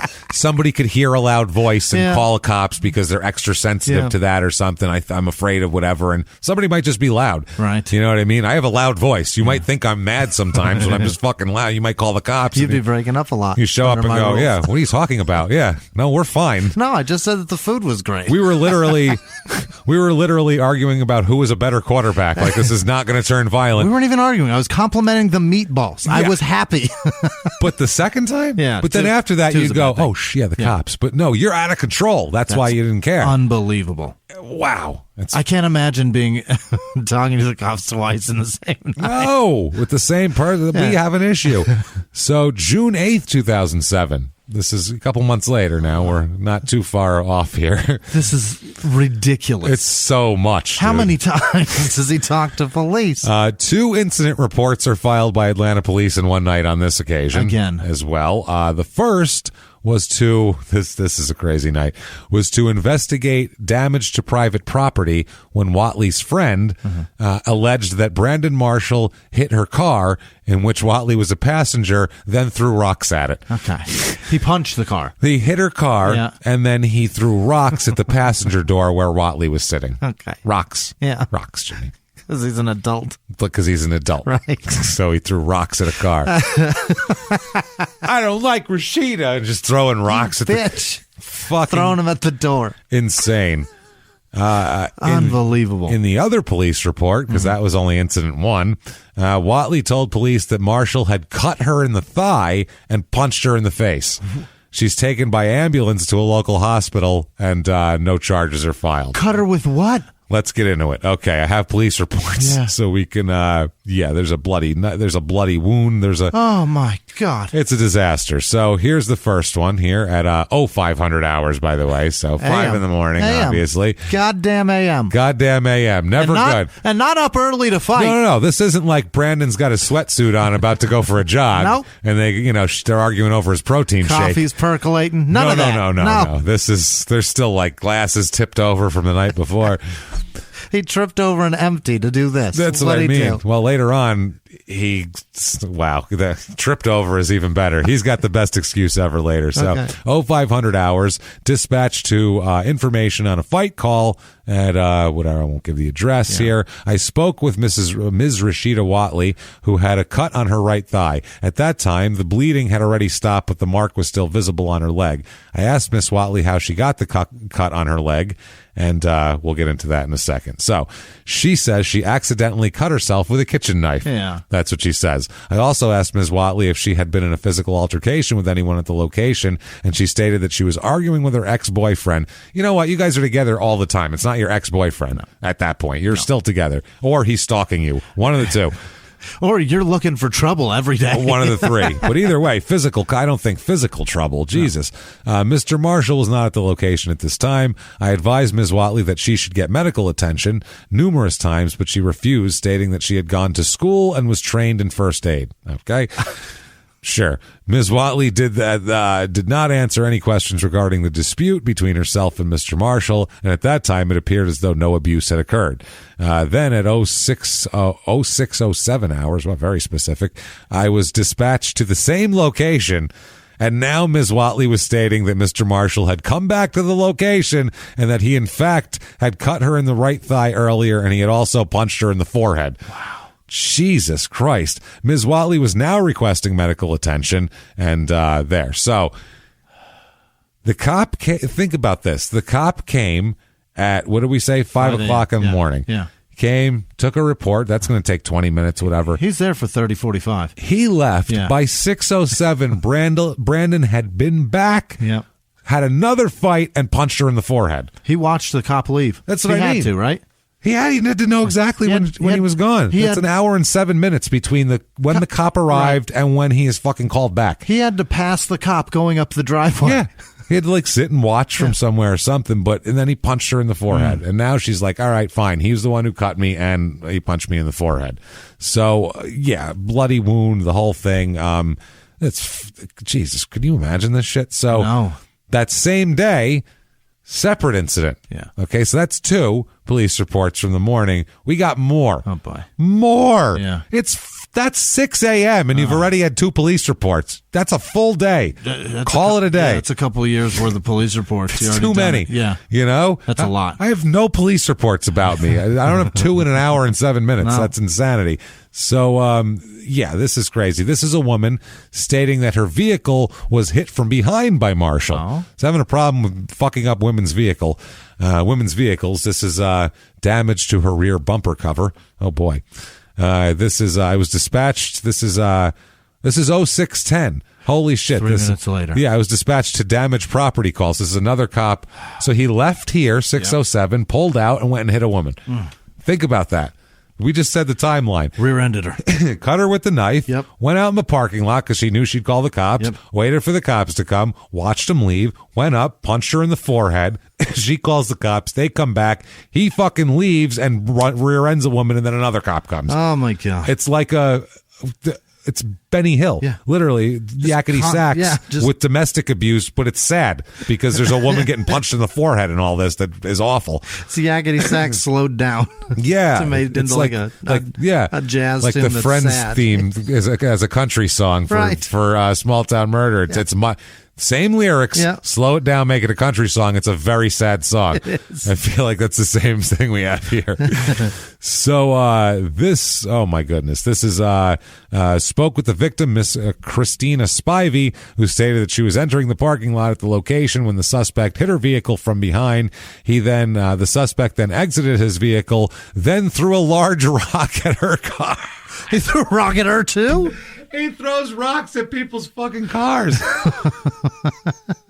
What the fuck? And why would you? Why is he so mad at her? He threw a goddamn rock at her car again. Fucking bitch. You hit her car. This is your fault, man. Holy goddamn shit. He denied it and said that he was pissed off. He did hit her car by accident with his car. That was an accident. But whatever this rock incident that she says happened, he never left his car and he sat there the whole time. So she's crazy on the rock thing. Okay. I didn't throw any rocks at her, even though it's kind of a pattern because I did that earlier. Yeah. But still, long day for him. That's his MO. Yeah. June 30th, 2007. This is 3 weeks later, Jimmy. What? How did he stay in the league? He was only in the league for a year at this point, and he's still June 30th, 2007. Silver. Yeah. This is how silver the NFL is. They can make this much shit disappear. This is a one-off season. Yeah. From the time Darren Williams got shot because a beef that he had, all the way till now, the Broncos got to be going, maybe we shouldn't have drafted this guy. I mean, maybe he's not the worst guy or whatever. Maybe he is. Either way, we're not judging, but maybe just luck-wise, it's just a bad fit. Something's not working. Maybe the mountain air. Do you see yet why Rice punching his wife in the face changed the fucking culture? Because this is what the culture of the NFL obviously is. If any of this was on film, it would have been Brandon Marshall. God. He'd have been over if he forever. Punched his girlfriend in the forehead after cutting her with a kitchen knife and throwing rocks at her friend's car. Can't bury that. The league would have definitely had different policies. So here we go. June 30th, 2007. Rashida Watley again tells Atlanta police that Brandon Marshall had punched her and choked her at his downtown condo. Boy, oh boy. I mean, Jesus. Now he's choking. Leaving a bruise on her eye and scratches on her body. He was not at the scene, so no charges were filed. Yeah. So basically, in Georgia, you can just beat the shit out of whoever you want, and you just have to leave before the cops get there, and they go, I don't know, I guess try to get a warrant for him, and then they leave the house. What the fuck is happening here? Holy shit. Whatley stated that she'd been living with her boyfriend for the last 2 months. So now it's a boyfriend. Yeah. They've been in a relationship for 3 years. I observed a bruise on Miss Whatley's left eye and noticeable scratches on her body. She refused medical attention, stated that she was going to stay with a friend for the night. Miss Whatley stated that her boyfriend is a professional football player and will most likely leave the area for Denver in the next couple days. So she'll just go back when he's gone. I advised Miss Whatley of her rights and how to get a copy of her restraining order. So he's like, you can get a restraining order. I mean, I won't arrest him or nothing, but I will do nothing about this. Yeah. So 2007, he goes right to training camp and goes and plays for the Broncos. Okay. The Broncos go 7-9 that year. October 22nd, 2007, mid-season, Brandon's arrested. What? He's arrested, charged with a DUI. What? Which is the only acceptable thing you can do in the NFL. Because they go, well, I mean, we all like to tie one on, don't we? He got a DUI. DUI after he was driving the wrong way on a one-way street in downtown Denver after a Broncos game. I can see how that happens. Many hours. Yeah. That Denver's confusing, actually. You make a left and it's a one-way. It's like New York has obviously millions of one-ways and shit, but it's for some reason it flows different. Denver has confusing one-way. Yeah. It doesn't look confusing, but when you're in there, it's confusing. Yeah. I don't know what it is about that. Perhaps it's that it's open. There's not a lot of big buildings. That's what I mean. It's an open. So when it's open like that, and there's a one like you should just go. Yeah, I can just go wherever I want because it's all open. It's all open. Yeah, in downtown New York, in Manhattan. Yeah, there's tighter streets. It's and pretty tight. Okay, yeah, maybe that's what it is or whatever. I like Denver too. I like downtown Denver. Wide streets for one way. Yeah, it is. Yeah, it's awfully wide here. I don't know why we can't have a lane or two to go the other direction here. What are we doing? So he's arrested, DUI, driving wrong way on a one-way street. Was pulled over at what time, Jimmy? 1:30. 4 a.m., obviously. 4 a.m. Eastern, so 2 o'clock. Well, there you go. You nailed it. Yeah. A few hours following Denver's 31-28 victory over the Steelers. Oh. So big game, big win, and then he does this shit. So he's released that night, whatever. That year, he starts all 16 games. They don't give a shit who he's punched in the forehead. Punch all you want because he has 102 receptions. 102. For what? 1,300 yards? 1,325. My God. And 7 touchdowns. So that if you do that in the NFL, that's the level you can play at, that you're allowed to punch your girlfriend in the forehead and get make DUIs. A few things disappear. And then they're fine with that. Yeah. Here's what other players say about him on the field. Just some guys here. This is cornerback Brandon Flowers says this. Quote, Brandon Marshall is a defensive lineman playing wide receiver. He wants to inflict punishment on you. He wants you to try to tackle him so he can shove you off of him and get more yards. Yeah. That's how he plays, which for a receiver is great, but in a hotel room, it's not as good. And that guy plays for the Steelers, right? He just played against him. Brandon Flowers, yeah. And then Asamaga, the other corner, he says, quote, Brandon is the toughest guy to bring down one-on-one. Yeah. So everybody says that. Here we go. Now off season comes around, and obviously he has troubles. After a 7-9 season. So yeah, he's going to have some, he's got problems. March 4th through 6th, 2008 is just an epic long weekend here. Bad week for him. 3 straight days of constant police contact. Where? Just get a badge, Brandon. Get a car. Just join the force because you have talked.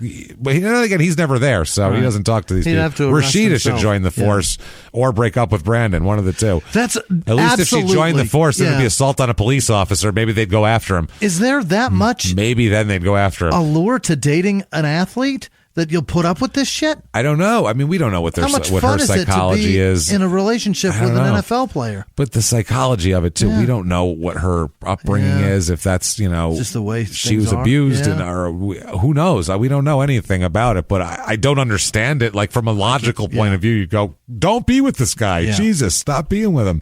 We're living together. Why? He cut you with a knife and punched you in the forehead 3 months ago. Right. What the fuck are you with this guy for? But his family doesn't even like you. They throw phones at your face. They throw phones. Yeah. Good God. He throws rocks at your friends. Right. This is just the whole thing's a bad suit, man. Just whatever. But I don't know.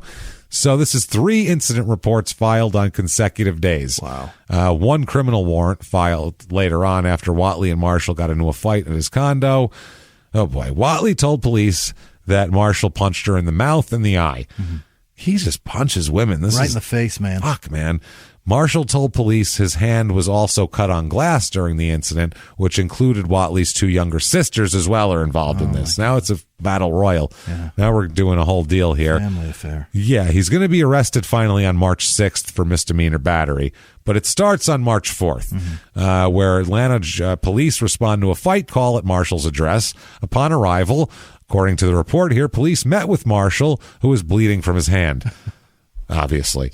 So let's see here. Can I read the report? Because the report's kind of, it's kind of hard here. Watley and her sisters okay, here we go. Who was bleeding from his hand. He stated that he had been in a verbal fight with his girlfriend when her sisters attacked him with a knife, cutting his hand. Oh, both of them? Jesus. He refused, medical whatever. Mr. Marshall, who had the knife, stated there was no knife and had been cut on glass during the fight. When I asked him who had the knife, then he said that there was no knife and he had been cut on glass. He changed his mind like a minute later. He was like, "Nah, never mind." I accompanied Mr. Marshall upstairs in the apartment and had him wait outside in the hall while I spoke to his girlfriend, Ms. Rashida Watley, and her sisters. Upon entering the apartment, Ms. Watley closed the door behind me and informed me that Mr. Marshall had attacked her. I immediately noted Ms. Watley had several cuts on her lips, which she stated it was from him hitting her. She refused medical things as well here. Let's see here. At this point, I stepped outside to speak to Mr. Marshall and found he had left the area. That's what he does. Had enough of this shit. I re-entered the apartment and asked Ms. Watley what had happened. She stated Mr. Marshall had beat her in the past over little things. I asked her what had happened this time, and she stated that she had found a text message from one of her ex-boyfriends on her phone. They then engaged in a verbal argument that she then called her sisters, who arrived soon after. When the sisters arrived, she stated that Mr. Marshall began to destroy the apartment, threw her on the bed, grabbed her head with his hand, and began to slap her. At that point, Ms. Watley's sister, Ms. Adila, I don't know what her first name is. It's hard to read this. Adla Watley stated that upon her entering the apartment, she saw Mr. Marshall throw. What does this say? Throw her sister down. So throw Rashida onto the bed and grab her head.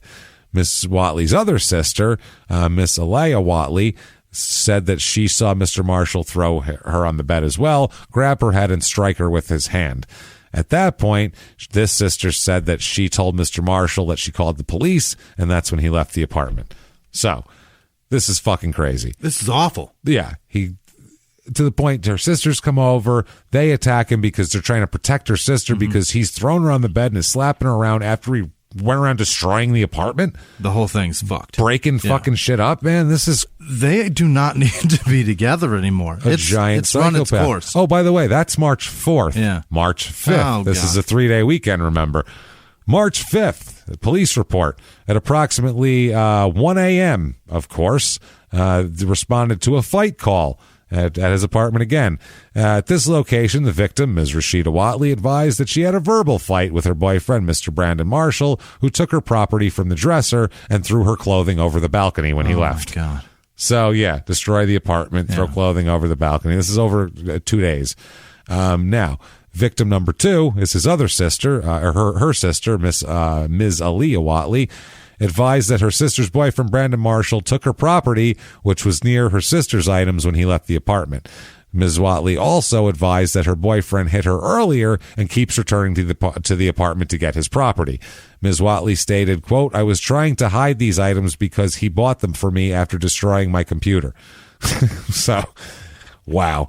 She also said that Marshall they've been dating on and off for 4 years and that they've called the police multiple times. This is, I'm blown away by his lack of ability to have an adult relationship with anybody. He's a fucking menace. Yeah. What happened to this kid? That's what I mean. She said she's called the police 3 times in Florida, twice in Denver with 1 arrest, once in Puerto Rico for domestic violence, and they're currently in counseling. So they went on vacation. Puerto Rico's got DV laws. They went to the beach on vacation and got in a fucking fist fight. And he beat her up. Jesus Christ, man. How far do you got to go to punch a woman? Yeah. That's oh, by the way, her sister, Aaliyah Wally, is only 16 years old. So she's a kid, too. This is what she's got to see. Wow. That is wild. Jesus Christ.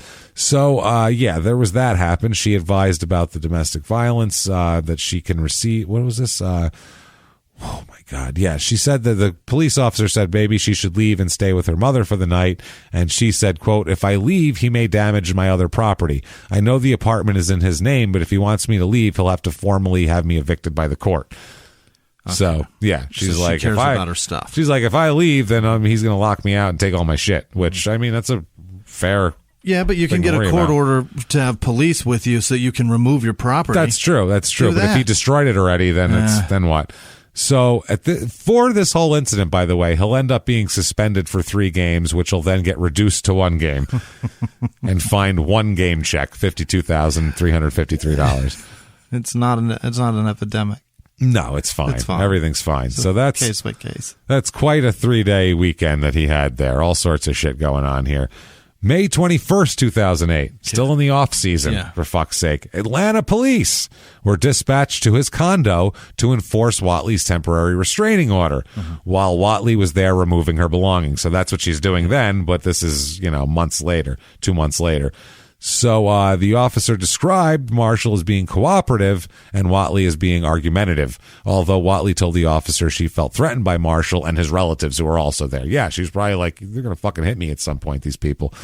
I wouldn't trust anybody that has anything to do with them at this point, as much as she's been hit. Yeah. So, so that's what happened there. July 29, 2008, so everything's been bad. She writes a letter to Roger Goodell, the commissioner of football. Like the boss of bosses. The boss of bosses. Yeah. This is after they have levied a 3-game suspension on him. Okay. Now, she writes a letter. Quote, my name is Rashida Watley. I am the ex-girlfriend of Brandon Marshall. This is dated July 29, 2008. I read in the newspapers that he is in trouble with the league because of me.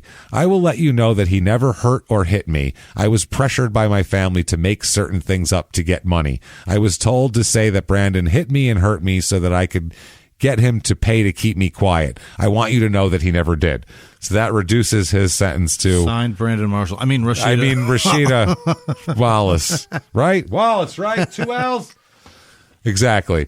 This gets him. So this saves him $100,000 in game checks.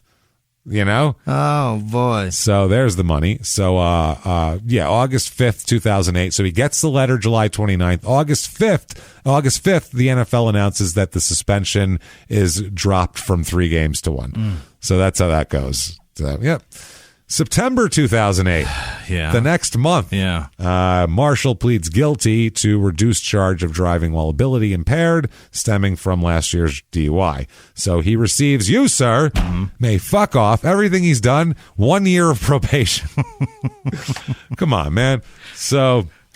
at least there's something. At least he's on the books, I guess. But Jesus fucking Christ, dude. So 2008, he's in Denver here. 8-8 they go. Does it matter what his stats are at this point? 100. He's got 104 catches this year, though, which is an obscene amount of catches. How he manages that? Yeah, all of that going on. He catches the football as much as Rashida catches rights and lefts. That's what I mean. Yeah, his hands are better than her fucking forehead at this point because he's hit her in the forehead multiple times. His hands are busy. That's ridiculous. On and off the field. Jesus Christ, he's hit this woman so many times. It sounds like they keep observing all these injuries on her and everything like that. How does it keep going? It's awful. He has 6 touchdowns that year. So the off season comes up. February 2009. He's got a new girlfriend now. Yeah. Okay. He's got a new girlfriend named Michi Nagami is her name. Okay. So February 2009, he proposes to her. Okay. You know what, Jim? What do we always say on Crime and Sports? When things are going terrible, when things are out of control, the best thing you could possibly do is get married. Yeah. That's the rule. It's one of the Crime and Sports rules. Don't go home. Yeah. Don't get married when things are going bad. Don't find religion. And have a baby. Have a baby. Yeah, don't have more. Don't have kids. No teenagers in your hit squad. Keep your silver-haired middle-aged white people close to you. There's a lot of rules. Yeah. And he is breaking all of them here. So he proposes to her. Now, about his ex, because he was asked about it. Hey, didn't you have some problems with a girl like a lot recently? Like a month ago? Yeah, well, he said, this is an understatement of the year. He acknowledged that his relationship with Watley had been rocky. Oh, boy. Rocky's one way to put it. So's the side of her friend's car. That's rocky. When I get in an accident, shit gets rocky. He said, though, that he's been attending therapy sessions ever since and trying to get better. He says, quote, "We argued every single day. We treated each other bad. We had no business being in a relationship." And that's the most accurate thing he's ever said in his entire. Whatever he said, he's only been honest once in his life. And there it is. Whatever he said before or since then pales in comparison.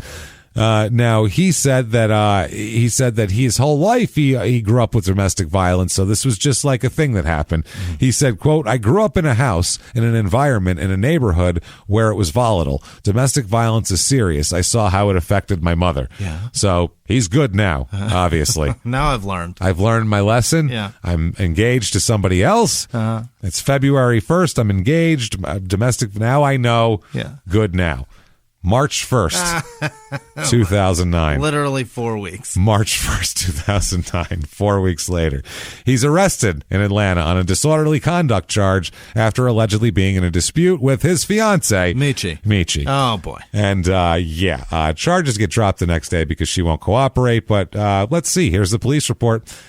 Okay. Upon my arrival, there was already 2 cops on the scene with 2 people detained, Brandon Marshall and his girlfriend. Mr. Marshall stated that he and his fiancée, Ms. Michi Nagami Campbell, were having a discussion. Mr. Marshall advised that the discussion became intense. That's one way to put it. Yeah. And Ms. Campbell attempted to walk away.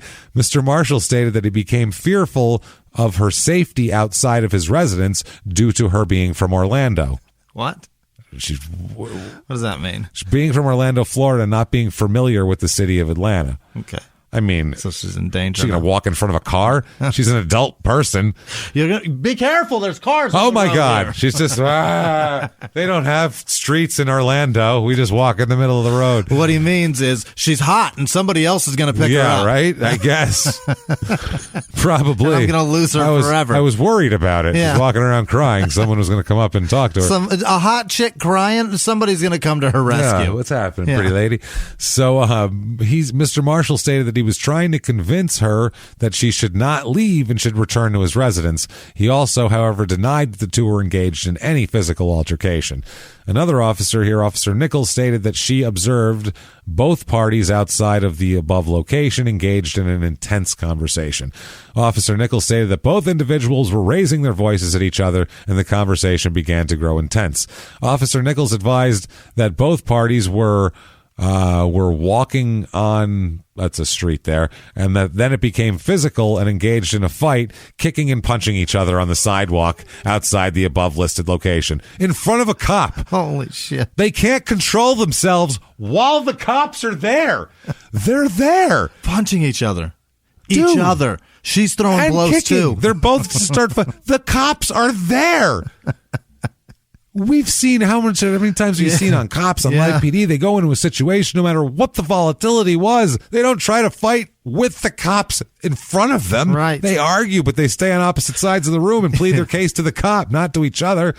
This is amazing. Oh, my God. So they're punching and kicking on the sidewalk. Officer Nichols advised that she observed Mr. Marshall grab Ms. Nagami Campbell by her shirt and pin her up against the wall at this time. And at this time, Ms. Nagami Campbell then began kicking and hitting Mr. Marshall.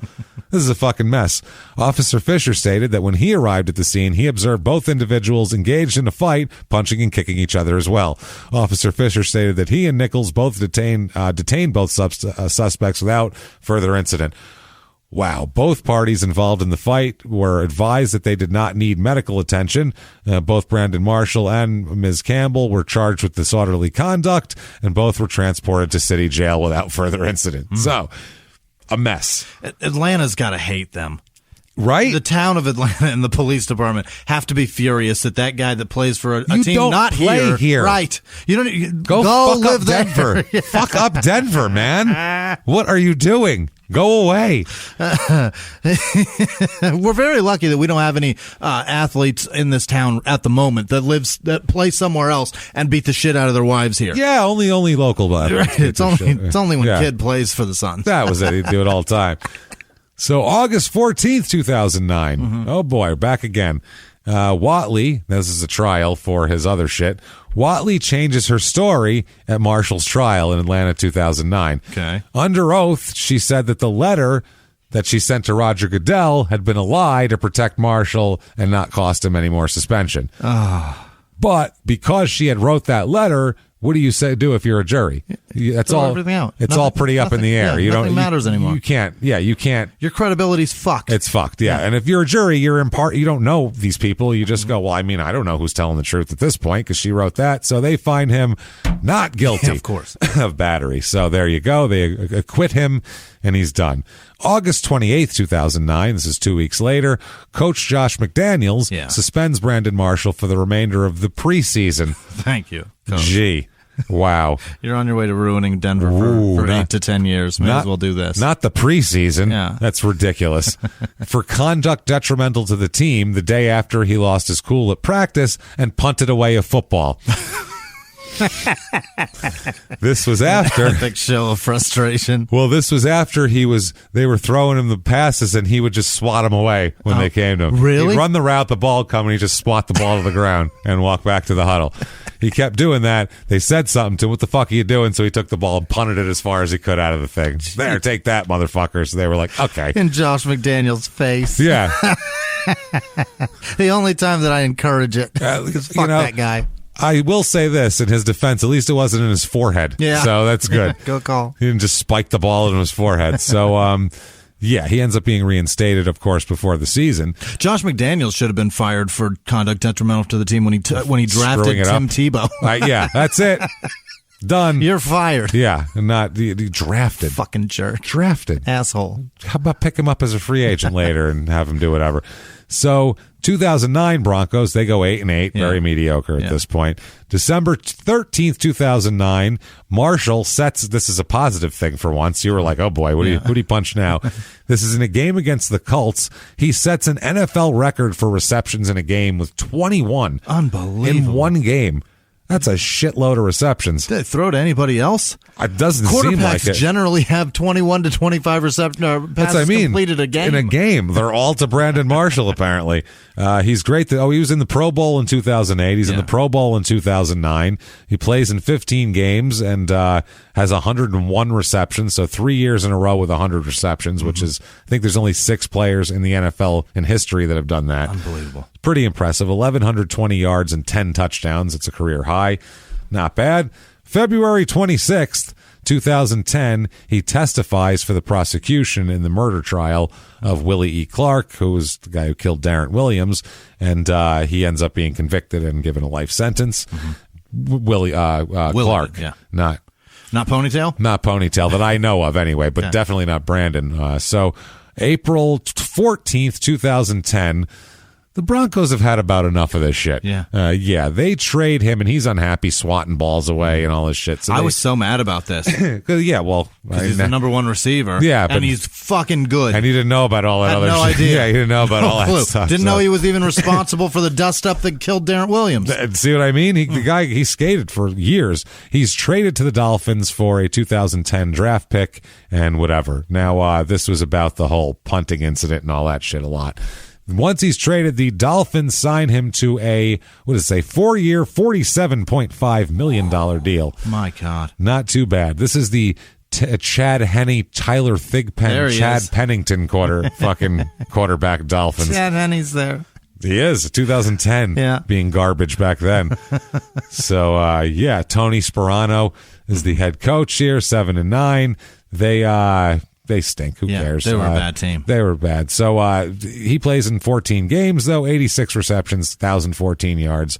Doesn't matter because he's busy. February 2011. Yeah. He's busy. Brandon and Michi they announce to the world that they are going to dedicate their lives to Christianity. Okay. They have discovered Christianity during a retreat. Wait a minute. You're supposed to treat people nice? And discovered now. This is such a better way to live. There are going to be Christians now. They said, now, you know what? Yeah. We're good now. He's a Christian. Everybody happy? Good. We're good now. This guy's going to live right. That's it. And April 1st, 2011, he makes an honest woman out of Michi and marries her. Married her? Marries her. He's ready. He's dedicated. Jimmie. Yeah. He's good now. On the path. Now, we know, obviously, don't find religion as one of these main rules because not that no one should find religion. When an athlete is in the quicksand of league, it's just one other crazy thing that they're doing that's not on track. That's all it is. Mirrors. Exactly. So that's April 1st, 2011. Congratulations. The honeymoon lasts 3 weeks. April 17th. Because on April 22nd, 2011, she calls the cops. She's now Michi Nagami Marshall. And she calls the cops and is arrested after she admits to police that she stabbed Brandon in the stomach with a kitchen knife in self-defense. God! He is hospitalized in intensive care at first, but then he has a surgery and is released later on. Shit. Yeah. That's what happened. He's stabbed by... Is this in Florida? This is, I believe, in... where is this? It might be Atlanta. Here's the police report. Yeah. Let me look. Florida. Yeah. It is Florida. Yeah, there you go. Down there in Miami. You know it, babe. Oh, boy. Yeah, 911 call came in. It was made by her at 4:40 p.m. So this is in the middle of the goddamn day. She just said, please come, it's an emergency. And then said, please come, it's an emergency again, and then hung up the phone. Where are we going, lady? So, this is the police report, April 22nd, 2011. The above-listed defendant, Michi, did unlawfully and intentionally arm herself with a kitchen knife and stab the victim in the abdomen. Holy shit. I want to know how big this thing was. Yeah, right. It's a kitchen knife. Right, it's got to be kind? decent. At least any of those is definitely pretty lethal, big. Yeah. It's not like a paring knife. A little pen knife or a Swiss Army knife. The victim and defendant have been married for approximately 1 year. No. That's just, I think, in the report. Yeah. It's 1 year or less. under. Yeah, exactly. Have been involved in as a couple for approximately 2.5 years and have no children. The victim provided sworn testimony advising that he slipped and fell into a broken glass vase, however. Mm-hmm. You know what he said he slipped on? A McDonald's wrapper. Okay. He said there was a McDonald's cheeseburger wrapper on the floor. Yeah. Why? Who knows? But he said he slipped on that and fell into some glass and stabbed himself in the abdomen. No glass left in there. Stabbed myself with a vase/knife. You know how that happens, those vase knives? Yeah. I like to keep them. They're my favorite decoration. The area where the vase was broken indicated no blood within the immediate area to substantiate that claim. Yeah. Pretty easy to figure that out.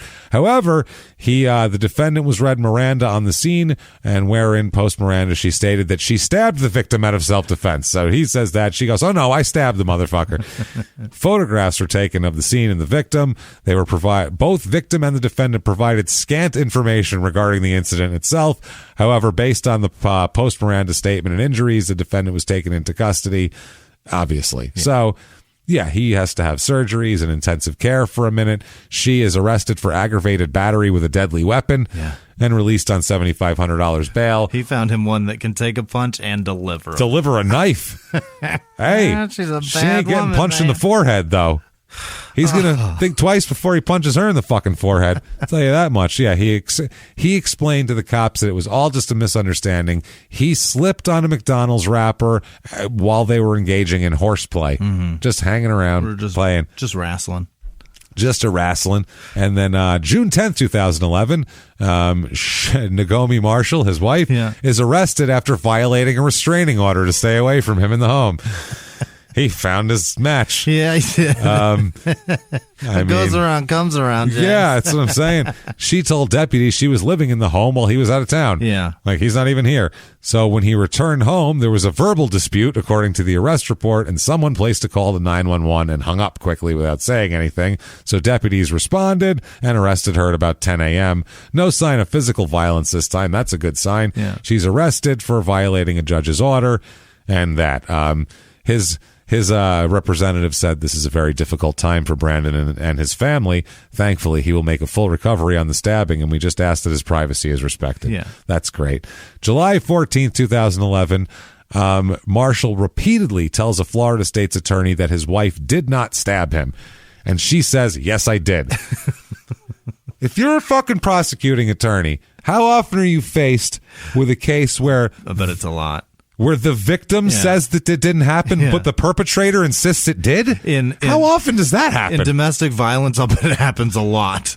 Why? I don't understand. The guy probably went, hold on a minute, wait a second. But it's usually, I'll bet the sex is opposite, usually. I don't get it, though. Why would the perpetrator insist that she stabbed him while he's saying, no, she didn't? I don't know. Usually that's what it would be. Yeah. One would protect the other. Yeah. I've never seen this before. I'm going to fall on my sword, and he's like, no, don't. What's happening? This is the weirdest shit ever. He said it earlier that he grew up in a house where domestic violence was prevalent. He doesn't know how to get out of it. He's stuck. I believe that. That's amazing. As a dude that's 6'5", that plays in a manly ass league like he does, and he does not know how to be a grown adult. That is shocking. Clearly not. He doesn't know how to be. He doesn't know how to be an adult. He doesn't know how to get out of his situation. No. And he finds people. And this is the thing. When we say people find people, they're not looking for that person. It's subconscious. You just find that person. You can tell when that's going to give you the drama that your whatever psychological problem you have requires. Whatever to feel, hole in your psyche needs to be filled with crazy, that person's got that's it. And you love it. That's the amount of crazy I'm looking for. Man, she cooks up the crazy like nobody. I'm telling you, man. So he's telling them she didn't stab him. She's saying, sure, I stabbed him. This is confusing. Like, he's got to just go home and be like, I got to fucking get my life together. Yeah. After that confusing court date, he's got to go home and go, this is just... What am I doing? I need to start over. Yeah. Start over. Clear the decks. No more women. No more anything. Let's start over. As a matter, I don't want anything that's in this apartment. I don't want anything. I'm going to get a new bed. I'm going to get a new everything. Sherman, salt my life. Matter of fact. Salt the earth. March to the sea of Brandon Marshall's life. As a matter of fact, never mind just the bed. I'm getting all new furniture. I need to redecorate my entire apartment, and only one man can help me. And it's Dexter Manley, interior designer from New York City. And he says...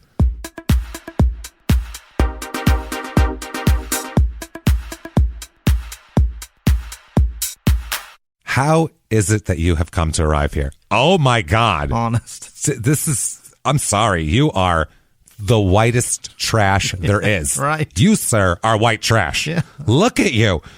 Denny's parking lots? Yeah. Oh, my God. Your father tried to run you over in a bowling alley park. I'm sorry. You don't get any more white trash than that. I'm sorry. Like a dog turd in the yard for 4 weeks. It's like white trash. It's like he tried to it's the equivalent of just hanging an El Camino engine from a tree. That's the trashiest thing in the world. Let me in. No, stop. No, he does not need I'm getting in there. No, Brandon, don't open the door. Bar the door. Don't open it, Brandon. Oh, no. Hello. Hi. Michi opened it. I see how you've come to her. Look at you, big strapping bastard. Look at you. Why don't you get that shirt off? Let me get a look at that stab wound. It turns me on.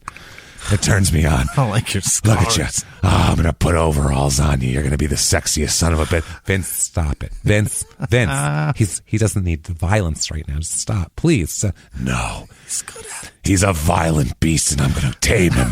I'm going to bring him in. And where's that little girlfriend of yours, too? She's a firecracker. I'm bringing her in, too. You're going to be a tag team. You're going to slap him, and then she's going to come in and just stab him in the chest repeatedly. It's going to be amazing. Vince, we're leaving now. I'm sorry. I want him. Give me a Vince. No, please stop. Brandon's very confused. Yeah. Door closes. He has no idea. Poof, and there's 1099s and feathered boas everywhere. He has no idea what happened. He still needs furniture. Yeah. He's very confused, but place is empty. He's like, what the fuck? So, there we go. July 29, 2011, right after that, aggravated battery charges against his girlfriend, for the stabbing are dropped. Michi's free. But he refuses to say. He says repeatedly, I fell into a vase. So if that happens in court, how's a jury going to convict her on that? So July 31st, 2011, this is when he comes out and tells everyone, reveals that he has borderline personality disorder. Yeah. He's been diagnosed with this thing. And this was a big deal when this came out because this is a major active top tier wide receiver acknowledging that he has a mental illness. Health, right? Which in the NFL, any illness or anything is considered weakness. Right. So this was actually a very ballsy thing to do. Also, at the same time, doesn't hurt to kind of wipe the slate of your legal troubles as well to announce all this publicly. So it's actually good and self-serving. Sure. So rarely do you get to do both. You know what I mean? An act that's self-serving but also helps people. That's really good rare. For everybody, but most importantly, me. It's not bad. Now, borderline personality, a lot of people don't know what that is. Oh, it's bad shit. I'm just going to give you the Mayo Clinic for Why don't you give me serial killers diagnosed with it? Don't tweet at us that we know not all people with borderline personality are serial killers. Sure. We know all of this. This is the Mayo Clinic. So any complaints at Mayo Clinic, I believe, is who you send it to, because this is their shit. We're not doctors. Mayo Clinic lists widely varying mood swings, inappropriate anger, and antagonistic behavior that sometimes manifests itself as physical fights and difficulty controlling impulses and emotions. That sounds like Brandon, I would say. That's pretty accurate. He says the diagnosis is and the treatment is what'll turn his life around, and he becomes a vocal advocate for mental health awareness, which is awesome. That's great. Obviously. So he's got still some issues, though. Let's talk about it. 2011, he's with the Dolphins. Yeah. They're 6-10. They stink. Yeah. December 1st, 2011, he's in a dispute with a cab driver. Oh, my God. This really isn't his fault, though. This is a weird one with the way it works out. The Dolphins receiver was briefly handcuffed and detained while he was investigating. It turns out as a misunderstanding, about $142. He eventually pays the fare and leaves without being charged. But the incident, apparently, I guess, he took a cab home. It was after the Dolphins win. The taxi driver called the deputies shortly before 7 a.m., and they handcuffed him and everything. Marshall told him that he wanted to go home. They misunderstood each other. The guy took him somewhere else and then wanted to charge him for it. And Brandon was like, you didn't take me where the fuck I wanted to go, dude. I'm not paying you $142. So he called the cops. And it turned out he has it says in the report that the driver has a very thick accent that's hard to understand. And he didn't understand Brandon. Brandon didn't understand him. Big misunderstanding. Yeah. Everybody's happy. So there you go. That was not his fault. At least he didn't punch the guy in the forehead. So 2011, though, he's a Pro Bowler again. Plays in all 16 games, 81 receptions, 6 touchdowns. March 11th, 2012, off season. Marshall punches a woman punches a woman at a Manhattan nightclub. No. Now he's in New York. He's spreading to the Northeast. Jesus. He's accused by a 24-year-old woman of punching her in the eye, giving her a black eye during an altercation outside a club in New York. His attorney says that it was Marshall's wife that was injured and that they're the true victims of the crime here. Oh, so the woman hit Michi and he defended Michi's honor? And No, he's saying that no one hit her. Oh, okay. She's the one that actually hit his wife, and she's making the whole thing up. She sues him. It says Miles is a victim. This is the court documents here of assault and battery by the intentional actions of Marshall outside of Marquee nightclub in Manhattan. Marshall struck Miles in the face. There are eyewitness accounts to attest the fact that Marshall struck Miles in the face. There's evidence in the form of a videotape that shows and proves Marshall struck Miles in the face outside of Marquee nightclub. We have witnesses. Oh yeah, well, witnesses can lie. We have a videotape. All right, this is getting harder to defend. Shit. Let's see here. The strike delivered by the 6'5", 230-pound NFL player violently sent the 140-pound woman to the ground. Oh, I'm sure. As I bet it would be. Yeah. The strike by Marshall caused Miles extreme reoccurring head and neck pain. Yep, severe headaches and blah, blah, blah. Okay, so there you go. March 14th, 2012. This is, 3 days after this happens? 3 days later, he is traded. Yep. Goodbye. Yeah. They trade him to the Bears for a third-round draft pick and blah, blah, blah. So, August 10th, 2012, Turns out there's going to be no suspension for his latest arrest. For punching the girl. No suspension for that, yeah. His agent said that, quote, "We're humbled and enthused and excited by the decision of the commissioner's office." We're enthused that we're not suspended for punching a woman in the face. Humbled, excited, and enthused. That is the wrong combination of words, all of them. We also understand that Brandon has to continue to grow and be accountable and responsible. We have no doubt that he'll do he'll do all the above and more. It's going to be, he's good now. Remember, 2012 with the Bears. This is Lovie Smith. They go 10-6. Jay Cutler here. Yep. Jason Campbell backing him up. Matt Forte. It's that team. Jason Campbell was the backup for him? Apparently there, wow. Yeah. He was the backup. He is a Pro Bowler again here and an All-Pro this year as he has 118 receptions. Career high. That is wild. Yeah. 1,508 yards, 11 touchdowns. Jeez. Career high in everything this year. Yeah. Dominating. Doing his thing. 2013 Chicago, hey, 8-8 again. Big shocker. Wow. October 16th, 2013, NFL fined Brandon Marshall $10,500 for violating the uniform policy because he wore green cleats. Why'd you do that? Who cares? It's green cleats. Yeah. Who's looking at your feet? Who gives a shit? What color cleats they're wearing? The NFL shouldn't care about that. Fuck out of here with that. That gives the defense an absolute clue where you are. That's what I mean. Who the guy in the green cleats. Who cares? What is that? 10,000. He's punching women in the face. Right. Can we not care about his cleats? Who are they playing? The Jets? Yeah, right. Something green? Something green. He has 100 receptions that year, though. So that's 5 seasons total with 100 receptions. Not bad. Career high of 12 touchdowns that year, too. So pretty good shit. 1,295 yards. 2014, though, May 19, 2014, they signed him to an extension, 3 years, $30 million. Wow, he has made so much money. A cool $30 million. Wow. Yeah, not bad, right? September 2014, it's brought up that how the fuck is he in the league? Yeah. Based on his record. Yeah. So, and what year? This is 2014. This is when... Yeah, when Ray Rice had punched. Yep. So we're starting to talk about it. The NFL's talking about it, and Gloria Allred, who a lot of people have a lot of opinions on her, but on this particular case, you can... I don't know how you can say she's wrong. I mean, you can have an opinion either way. I'm just saying. She called for the NFL to address Marshall's past in light of its revised personal conduct policy here. Bears general manager released a statement, though, pointing out that since being with the Bears, he's participated in charity work and raised awareness of mental health issues. This is the silver-haired middle-aged statement here. Brandon has the full support of the Chicago Bears. Our hairs are a silver fucking... That's really poking your neck out. Wow, the full support. We were aware of his personal background when we traded for him in 2012 and equally aware of the tremendous efforts he's made to bring positive changes in his life and in the lives of all the people around him. Since his arrival, Brandon has thrived in an environment that has been supportive. He's been a very positive, thoughtful, and proactive leader and role model. Oh, boy. Yeah. He has acknowledged his past struggles and shared his story in an effort to help others improve their daily lives. Brandon has been at the forefront of mental health awareness and has extended himself in an unprecedented way to help fellow players across the NFL. He has helped himself through helping others, and we are proud to have him as a teammate. He helped the girl in New York's eyes match her shoes. He did. Look at that. Everything's great. Now they match your bag. Now you got black. Now they match your handbag. Nice. Oh, fuck. Your belt, shoes, and eyes all match. Good luck. Everything. So 2014, they go 5-11, the Bears. So you can love them all you want. You still suck that year. Anyway, so November 6th, 2014, there's an arrest. It's not him, though. It's another Marshall. It's his brother. Oh, no. His family has a bad month this month. His brother's arrested. He's 23.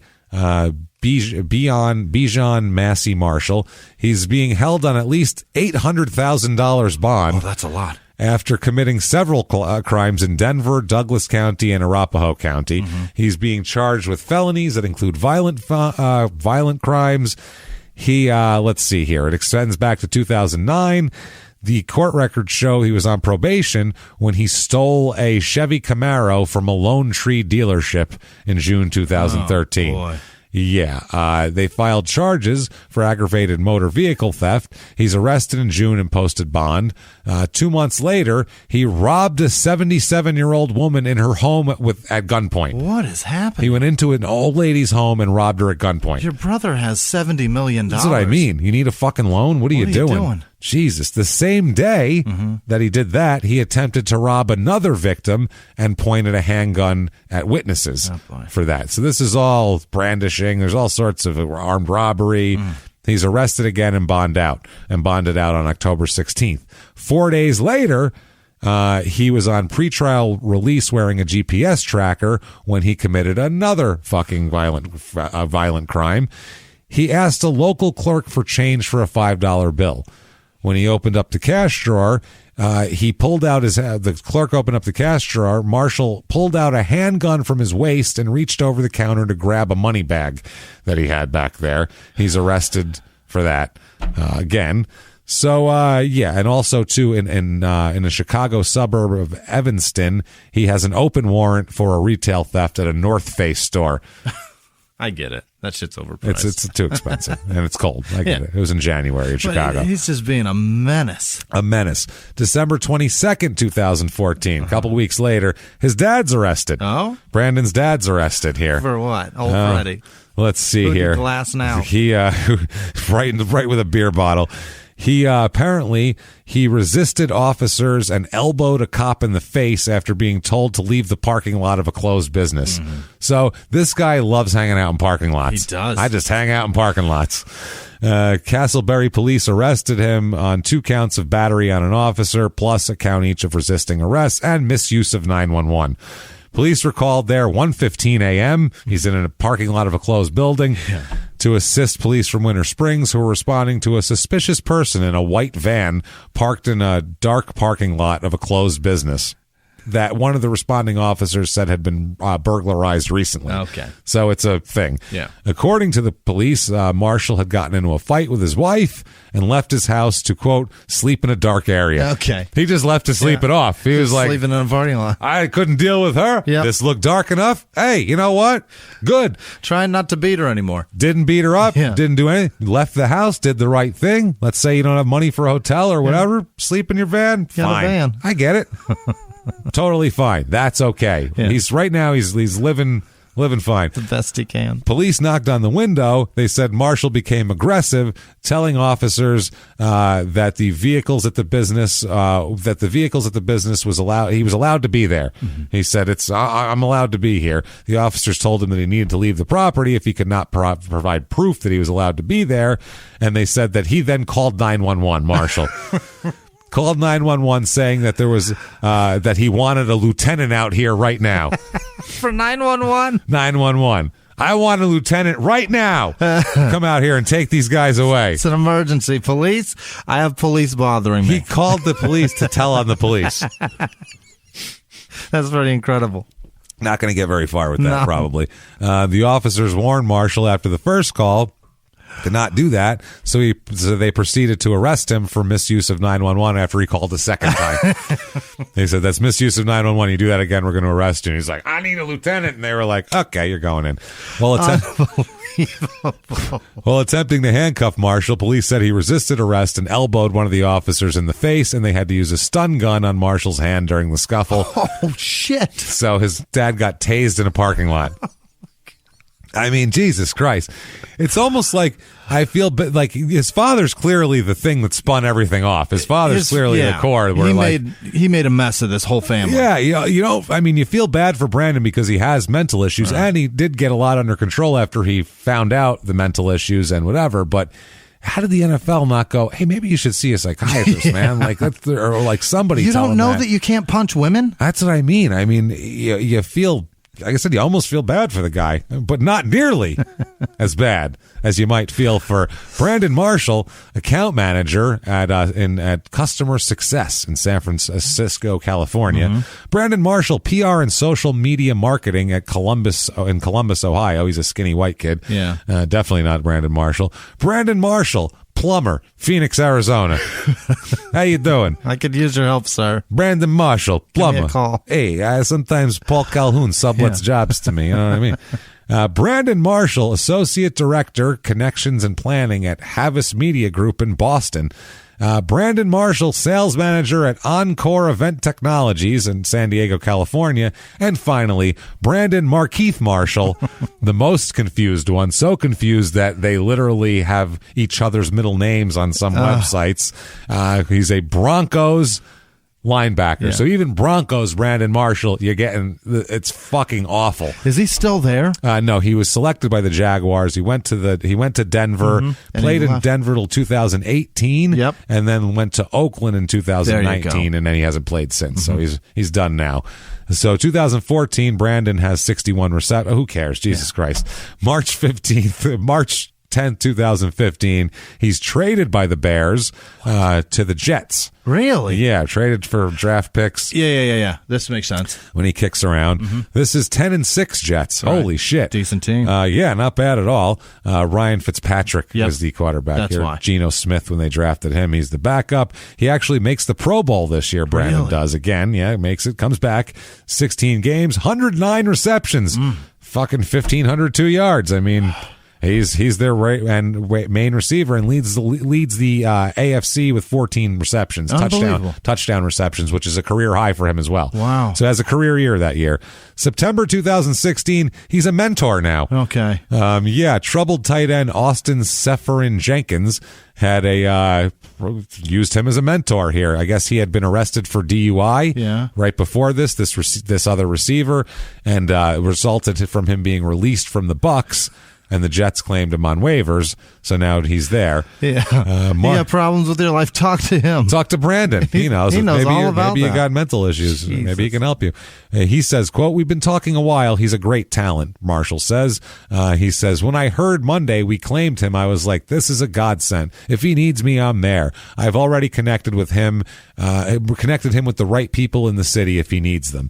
I would say we don't know if those are his issues. I would say this. I don't know if those are his issues. I had a DUI before, and you can live and learn. There are a lot of people that make terrible decisions, but that doesn't make them terrible people." Good point. Yeah, he said, "Good guys need second chances. When you make a mistake, it doesn't mean you're a bad person. You need people to believe in you, and sometimes a fresh start is good." Yeah. Jesus Christ. 30 times. 30 times. This guy never punched anybody in the forehead that I know of so far. So 2016 Jets, they're 5-11. They stink. Brandon only has 59 receptions, so he's way down there.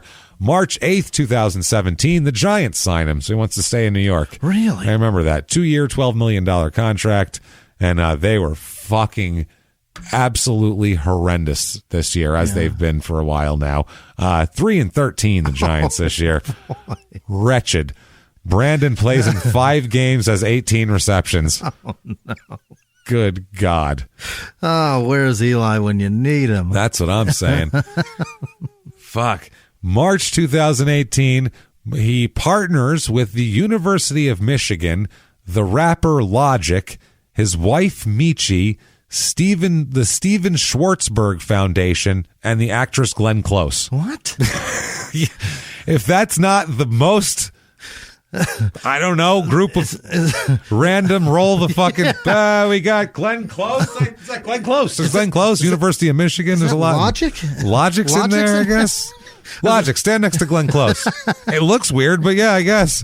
I don't know. Yeah, it seems odd that we would do that. You should do that. Just pepper in an athlete, a great actress, pretty good rapper. Just do that for the next Ghostbusters. That's all. They will. Don't say it, because that's what'll happen. It'll be even worse than the last one. So this is a launching a campaign titled "Who Can Relate?" It's a national mental health awareness campaign, and so that's really great, as a matter of fact. Here, he makes speeches about borderline personality as well. He said that a doctor named John Gunderson changed his life. He said, "He saved my life, and now he's working through me to save others. At McLean, I learned that the communication was a skill, an art form that was supposed to be taught. We didn't have that growing up." Mm-hmm. Yeah, and you also have other issues. So, the organization's slogan is, "The way people think about mental health is crazy." That's a good slogan. I like that. That's a very good slogan. Yeah. Don't run away from that word. Yeah. You should use it. Embrace it. Yeah. He said, we want to take mental health from a taboo topic to an everyday conversation. It's at the forefront of our country, and we need to change the narrative and break the stigma. Very true. All that's great. Is Glenn Close nuts? I don't know. Does she have issues? I don't know. I wonder. I don't know. Well, she's not nuts, but right, yeah, you know what I mean. Yeah, I know. You're just. Does she? I get that was a joke. Is she people like are me? going to go. Don't say that people are nuts. Is she we nuts get it. like me? That's what I'm saying. We say that because we're nuts too. So that's why. So I didn't know she had mental health issues. No, apparently, or she's at least. Or she loves to support people. Trying to help people. Good for her. He ends up on the Seahawks in 2018. What? That's weird, right? Forgot about that. Didn't even know. Finally makes the playoffs with a team. Really? Think about that. Wow. 10-6 Jets didn't make the playoffs. Didn't make it. Ouch. It finally makes the playoffs at 10-6, and they lose in the wild card round 24-22 to the Cowboys. Mm-hmm. So he doesn't do very much, though. He only plays in 7 games. He has 11 receptions. He's not really there. So 2020, August 29th, 2020, this is not his fault at all. This is not his fault. He's involved in an incident with security guards and local police as he's moving into his house. I saw this. This is fucking, dude, this is so fucked, shitty. man. Yeah. He shared the video too, and it's you can't, I don't give a shit what your anything is. The guy's moving into his house with his fucking kids, and they're. Is it in Orlando also? I believe it's in Florida somewhere here. It's New Florida home. He says they call the cops. He says they get there. The security, I guess Marshall claims his name wasn't given to security, that he was going to be moving in that day. Right. But he had all his shit and, whatever. And he had a key to the house. I got to put this stuff somewhere. Normally, criminals don't bring a U-Haul truck and their key and the keys to the house. A U-Haul truck full of their own shit. Full of their own shit. He's going to break in and leave stuff there. Right. No. So, yeah, it's silly. I guess they thought he was going to steal shit. I don't know what it is. So he said they decided to call police, and he explains to the cops how he feels to the security guard. He says, quote, let's give him it in their own words. All right. Let's give him, because he finally gets to say something, and it's what he wants to say. So we'll give it to him. In their own words, quote, "This is the problem. This is the problem. I come here, you feel uncomfortable. My first day moving into my new house, because my name's not on it, you call the cops. Now you call the cops. No, you're not trying to do your job. There was no threat for you to call the cops. This is what we're seeing every single day. I got 2 kids in the car right now. We're in Weston, Florida, one of the most affluent areas. Yes, I know there's other black people in the area. I do know that." That's what he says. Yes, I get it. I know. But you didn't call the cops on any of that. Right. Call the cops on me. You call the cops on this one. You couldn't have made a phone call and checked up on it. Give me a fucking break here. So that's Brandon Marshall. Yeah. Can't get enough of Brandon Marshall. Tons of stuff. There's jerseys of every 9 of the 9-10 teams he played for, and autographs and everything else. Or you can go out and try to support what he's doing with mental health, because that is a big issue. That's huge. It's a big issue, and if you can support anything about that, definitely do that. We're making jokes, obviously, because we feel close to the whole thing, but we do want people to get help and everything like that. And I also want Brandon Marshall to stop hitting women. And apparently he has done that. Stay on the path. Yeah. Keep your hands to yourself. Since he's been getting mental help, he has had no arrests. Great. I mean, the one time the cops came, but that was just a misunderstanding with a thick accent. So good for Brandon Marshall. Hopefully that's all it is just he needed a diagnosis to understand it. Let's hope so. So anyway, there he is. Hope you enjoyed that. If so, tell the world, get on Apple Podcasts, that purple icon, and tell them all about it. Give us 5 stars. It really helps out the show. I know it takes 30 seconds to do it, whatever, but we just did, that was a lot of work. So it's worth it for you guys. Come on. Head over to shutupandgivememurder.com right now. All of your merchandise needs are there. We have tons of new stuff up all the time.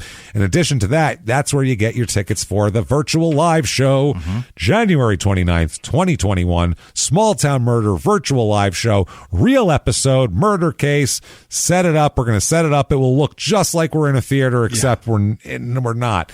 And you will feel just like you're in a theater, except you're not. We'll play Mr. Rogers music because we're all make-believe. And it's going to we're going to have a blast. We're going to pretend that we live in a different place of the world and different time, and we're going to have so much fun.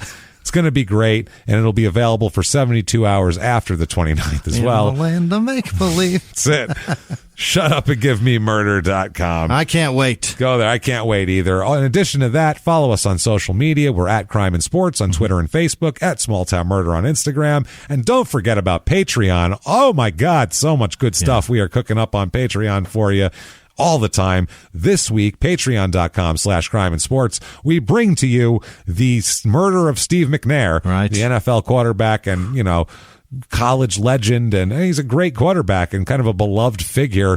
And what happened to him was what a story. Quite shitty. So we'll hear all about that, Steve McNair, and also we have tons of stuff. Small Town Murder, we have a crazy murder case where you'll actually be happy about a murder. You'll actually go, you know what? Yeah, I like that. Good. Fuck that guy. So with that said, check all that out. Patreon.com/crimeinsports. One donation gets you access to everything for $5 a month and up and all of that stuff. And it'll also get you a shout out from Jimmie. Yes. We're going to read your name at the end of the show. Jimmie will butcher it, especially if it's Italian. Hell yeah. And that's how it'll work. And if you just want a shout out, don't care about the bonus stuff, but you do want that good karma and the producer credit, you can do that over at PayPal using our email address, crimeinsports@gmail.com. My goodness, Jimmie. It has been quite the episode. Yeah. Only one thing will round it out and make me feel better. I need to hear the names of my favorite goddamn people on earth. Jimmie, hit me with them right now. This week's executive producers are Carol Braun. Welcome back, Carol. Thanks. Jordan Bennett. Happy birthday, Jordan. Shauna Rogers.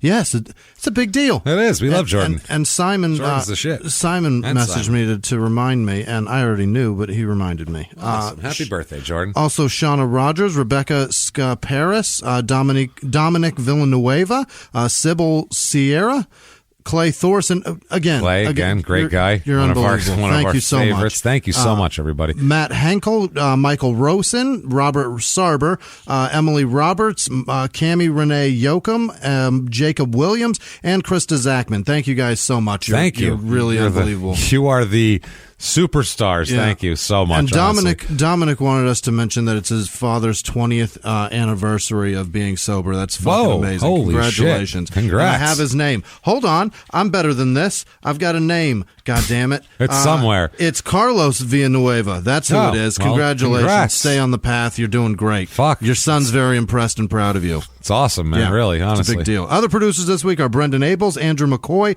Amanda Knight, Sinead O'Bray, Kat Jablowski, really? James Martyr, Susanna Platt. Is that Jablonski? That's what it is. It's not a W. Sorry. Susanna Platt, Tracy Renninger, Jesse Pitts, Simon Shed. It's Shed. Simon, I know that. It's Shed. It's Jordan.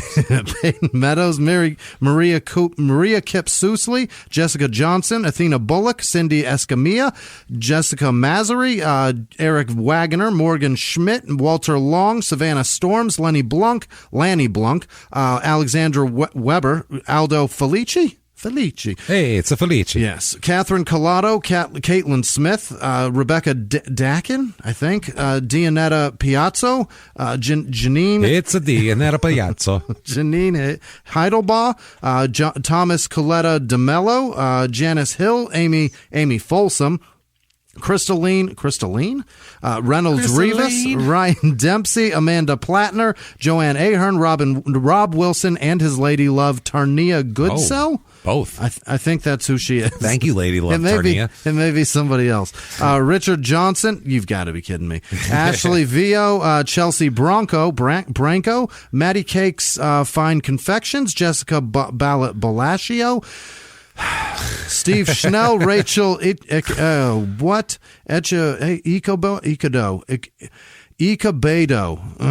and her boyfriend Trey, and it's his birthday. Happy birthday, Trey! Wow, a lot of birthdays. I can say your name, Trey. That's an easy one. Liz Vasquez, Dave Bach, Clifford Martz, David Lynn, Greg Norris, Mo Isle Safi, Troy Graham, Frank the Cat, AJ McCoy, Jorge Torres, Alexandra Duke, Skip Bayless, probably not, Shauna Corbett. It'd be great if he was giving us money to rip him and call him a douche. Amber King, Dwight K. Schrute, probably not, Bo Bennett, Josh Davies, Chad McGregor, Kathleen King, Lindsay Peters, Curtis Hammond, that's Dave Brown. Jesus. The old quarterback for the Giants. Right. Piper Jones, Don DiBartolo. Hey. Why is it so hard? Charlie Insomnia. Hannah Hendrickson, Colton Patton, Beth Farrington, Amy and Kay Imserovic, Backlog Frog, Michelle Lopez, Sarah Becker, Josh Eagles, Ryan with no last name, Troy Matisich, Jody Aarons. Aarons? Joey Arias? Jody Arias? Jody Aarons. Richard with no last name. Ryan with no last name. Brad Bradford. Sabrina Doherty. Stephanie Perry. Elizabeth Salvador. Jason McFadden. Angie Dorsey. Michael Bream. Jessica Cook. Or Kodke. I don't know if that's a D or an O. Tracy Skorupski, Michael Atkiss, Sierra Breeze, Jennifer Glorioso, John Robinson, Nathan P., Matthew Fainter, Lil Drumgold, Emma Fiedling, Delilah Brown, Lexi Allen, Jackie Goetz, Chaz Faisal, Kelsey with no last name, Juliana Gomez, Cassie Pritchard, Steve and Brittany Weber, Lisa with no last name, Barbara Cosme, I think, Nicolette Paul, Yasmin Sephora? What? Sephora? I don't know. Lonnie Callies. The makeup. Brian Paul, Ann Barnes, Crystal with no last name, Jeffrey Herman. Moving on. Jesus, this is brutal. I kill myself every week. For what? For what do I do this? You guys love this? Do you love this? They want to hear their names. Jasmine They've done Hudson. something and they deserve recnicognition, damn it. Do you love my punishment? Maggie They Cowan, do. Eliza with no last name, Janine DeLuca, Chelsea Roebuck, Brittany LaFond, Nydia S, no last name. Will Touch It. That's pretty perfect. I hope that's real. Tony Littles, Kathy Danke, Ben Davidson, Justin Sherwood, Ashlyn Russo, Brandon Watson, Eric Westfall, Tanya Nash, Christopher Hawks, Peggy Downing, Dave Brown again, Ernest Cantu Dave Brown, Jr. my man. I wonder if it's two dudes or just one. I don't. Thank you to everybody named Dave Brown. Conan Baldwin, Jennifer Weathers, Daniel Donnelly, John Howard, Barco Veruter. Oh. Jeff Davidson, Ariana Anderson, Lauren Vargas, Al Guerin, Nick Owens, Jessica with no last name, Camille Carr, it's Dot, Stephanie Flad, Ryan Pringle, Lisa with no last name, KV Mann, Justina Ditton, Ann Barnes, Zach Shoemaker, John Justice, Sarah Majerska, Eric Johnson, and Peter, nope, that's Paul Peterson. Casey Smith, Kara Castle, Tom and Amanda McCracken, Paul Trottier, Britton Wright, Rachel Liebman, Carla L, Alex Brewis, Dean R, Joe Lynn Graziani. There you Graziani. Go. It's a Graziani. Right. It's Shannon Sheets, Joseph Humphreys, Alana Irivier, Suzanne Martinez, Bryson with no last name, Morgan Willenbrink, Robert O'Brien, Deborah Izell, Walter Cannon, Raymond Torres, Deborah Iorio, Emily Oliver, Chandler Daniel, yeah. Kevin Campbell, Rachel Van Sumerian, Andrea Patterson, Aaron Stanley, Ryan Clarkin, Derek Miller, Evan Bunn, Gina with no last name, Danny Mullins, Kayla Sullivan, Lauren Smith, Joe Freeman, Isabel. Oh boy, what did I've ruined your last name for I don't know what. Isabel Dose. Douche. I don't know what I wrote. Look, you couldn't pronounce it either. Oh, Casey with no last name, Sarah McGee, Tara Saverwald, Abby Moriarty, Corey Kozitz, Tim Burleson, Alexis Cabello, Diana Evans, Ashley Kleem, Timothy Burleson. I said that. Oh, it's Tim and Timothy. Two different, same name, two different email addresses. So I'm not sure if it's the same person. Well, hopefully. Lindsay Witt, Maybe. Nick, Thank you. Yeah, for real. Thank you both. Or one of you.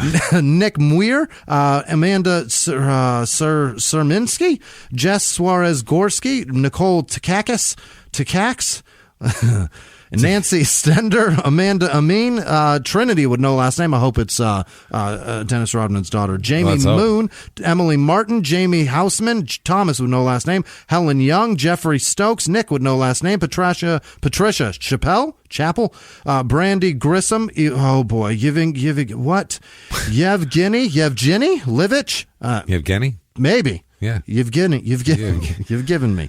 Clint Brown, Russo with no last name. Heard that name before. Said it me. Cynthia Parker, Josh Monsuski, Pasqualina Ilari, I think, probably not. Teresa Perron, Kieran Mann, Becky Mueller. People with bad names to pronounce love this. This is their favorite. Jamie Hawkins, Ron Atkins. Bad names, he says. Like they chose. Natalie Morath, Kenny Frick, Fritz, Joseph Shaw, Tracy Bryant, Gary Long, Samantha with no last name, Trey Thomas, Sandy Atkins, Gavin Hutchison, Blake Cavalli, Bryce Smith, Megan Bidall, I think, Lisa Brodeur. Here we go. Andrew Sullivan, Luke Casey, Katie Weidman, Amber McVeigh, Chandler Martin, Ben Johnston, Carlos Villanueva. That's the one. Hey, look at you. Stephen Colosin, Veronica Salinas, Garrick Rock, Damon Motts, Brianna Sanders, Kimber Street, Kara S., Rachel Griffin, Kevin Roan, Nicole Burke, Josie Davis, Michael Walsh, Chandra Banton, which, by the way, I got questions for you for her. Okay. Lauren Stidham, Jenny, I think that's Lauren. I'm so sorry. I have bad penmanship. Jenny Bukowski, Pamela Oliver. I hope it's Pam. Yeah, that'd be great. So. Thanks, Pam. Trace Childs, Tiffany De La Torre, Olivia Lewis, Andrew with no last name, Jessica Perry Ash, Omar Gardia, Siobhan, H.M. Foreman, Georgiana, Roy Compton, Luke Blank, I think, Katie Hayward Mullins, Nicholas Nolan, Jason A. Spencer, Darrell Nix, Jake Jacob, no way, Morton K., Heather Akers, Loretta Honick, we're so close, I swear to God, Crystal Robinson, Reagan Taylor, Tim Trejo, Lucinda Powell, Yunny Cho, Charlie Watkins, Shannon Von Alt, Kathleen Soller, Jessica Aguayo, Raphael Dumlau, I think, Justin Tolentino, Bob Menzel, Lindsay with no last name, George Farmer, Ethan Emmons. There you go. Don Nuclear. One of those. That can't be right. Nuclear. Andrea Martinez, Anna Otto, Niall Flynn, Amber with no last name, Anita Martinez, Jeremy Foster, Michelle Martino, Oscar Park, Stacy Lane, Joyce Winstead, Thomas Sizzler. Nope. Brandon. Thomas nope. That's Sizzler. I'll be at this. Brad Logan, Matt Kuehl, Ashley Thompson, Amber Goad, Dylan Donis, Caitlin Lester, Cammie Parks. Welcome back, Cammie. Monica Nichols, Amy Stanton, Keith Humphrey, Sky Young, Joshua T, Brenda Ramey, Christian McPeak, Luke T-Way, Joshua T. I said that. Janica with no last name, Ashley Mick Kaminsky. Christy Lee, Daryl Kelly, Mike Moore, Rachel Hannigan, Dylan Leahy, Patrick, nope, that's Ricky.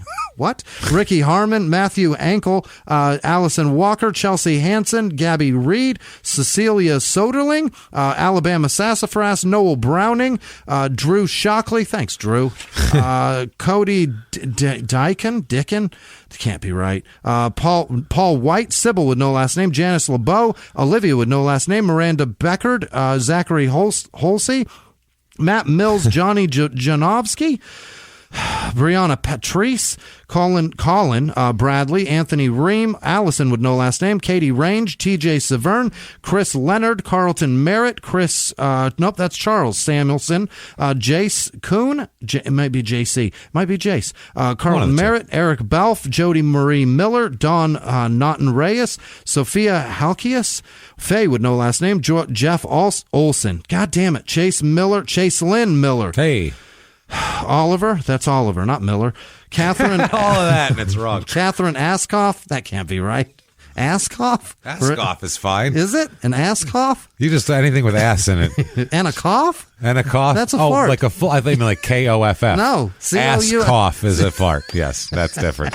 I thought A-S-K-O-F-F was what I thought in my mind. Damn it, Catherine. That's a tough name. That's tough. Amanda Sartain, Little Egg, Josh Ortiz Fisher, Phil Hall, Doug Mather, Rich Mills, Tiffany Brinkmoller, Kay Alves, Catherine Webster, Brazia Sailors, Clay Dedrick, Chelsea, nope, that's Kelsey Swanson, Faith Perry, Frankie McKenzie, Garrick Witchin, Monica Zirkle, Brittany Verdeau, I think, Mike Toms, what is this, Ann Winton Meyer, George, nope, that's Richard, Gross. George, those aren't close. No, M. Kemshaw, Shannon Pitney, Robert Beams. By page 6, Jimmie starts to really, the fucking wheels fall off the truck here.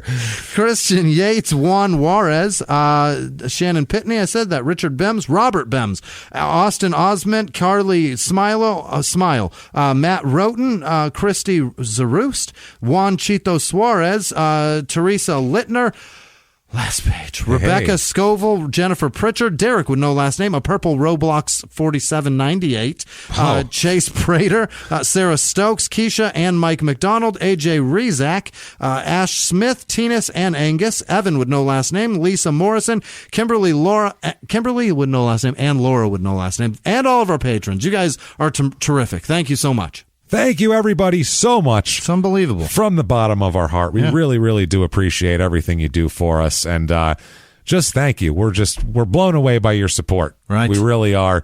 So I don't even know what to say about it. I'm that like, sometimes people are so nice to us that I don't even, I'm embarrassed to say thank you even, because I don't even know what to. It's overwhelming that people, as an opener of comedy shows, people don't give a fuck about. No, I'm literally, that's where we started with this. I'm literally there to sell a drink or get people a couple comfort foods. That's how we still feel, you know? And it's fascinating that people give a shit whether or not I wish their father a happy 20 years of sobriety. That's what I'm saying. It's fascinating. You guys are so nice to us. Thank you. Thank you so much. What if they wanted to thank you? You can find me on the internet. You know where it is. That's where we are. Find us there. You know where we are. You know how to look people up on the internet. See me there. That said, everybody, wild episode. Thank you for joining us this week. And of course, we'll be back next week and next week and next week and next week. And live from the Crime and Sports Studios. We will see you next week. Bye.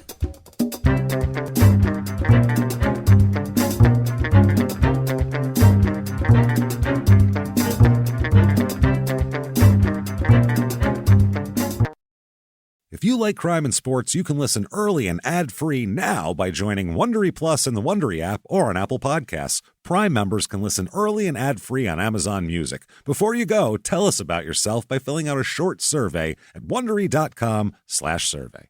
A few miles from the glass spires of Midtown Atlanta lies the South River Forest. In 2021 and 2022, the woods became a home to activists from all over the country who gathered to stop the nearby construction of a massive new police training facility, nicknamed Cop City. At approximately 9 o'clock this morning, as law enforcement was moving through various sectors of the property, an individual, without warning, shot a Georgia State Patrol trooper. This is We Came to the Forest, a story about resistance. The abolitionist mission isn't done until every prison is empty and shut down. Love and fellowship.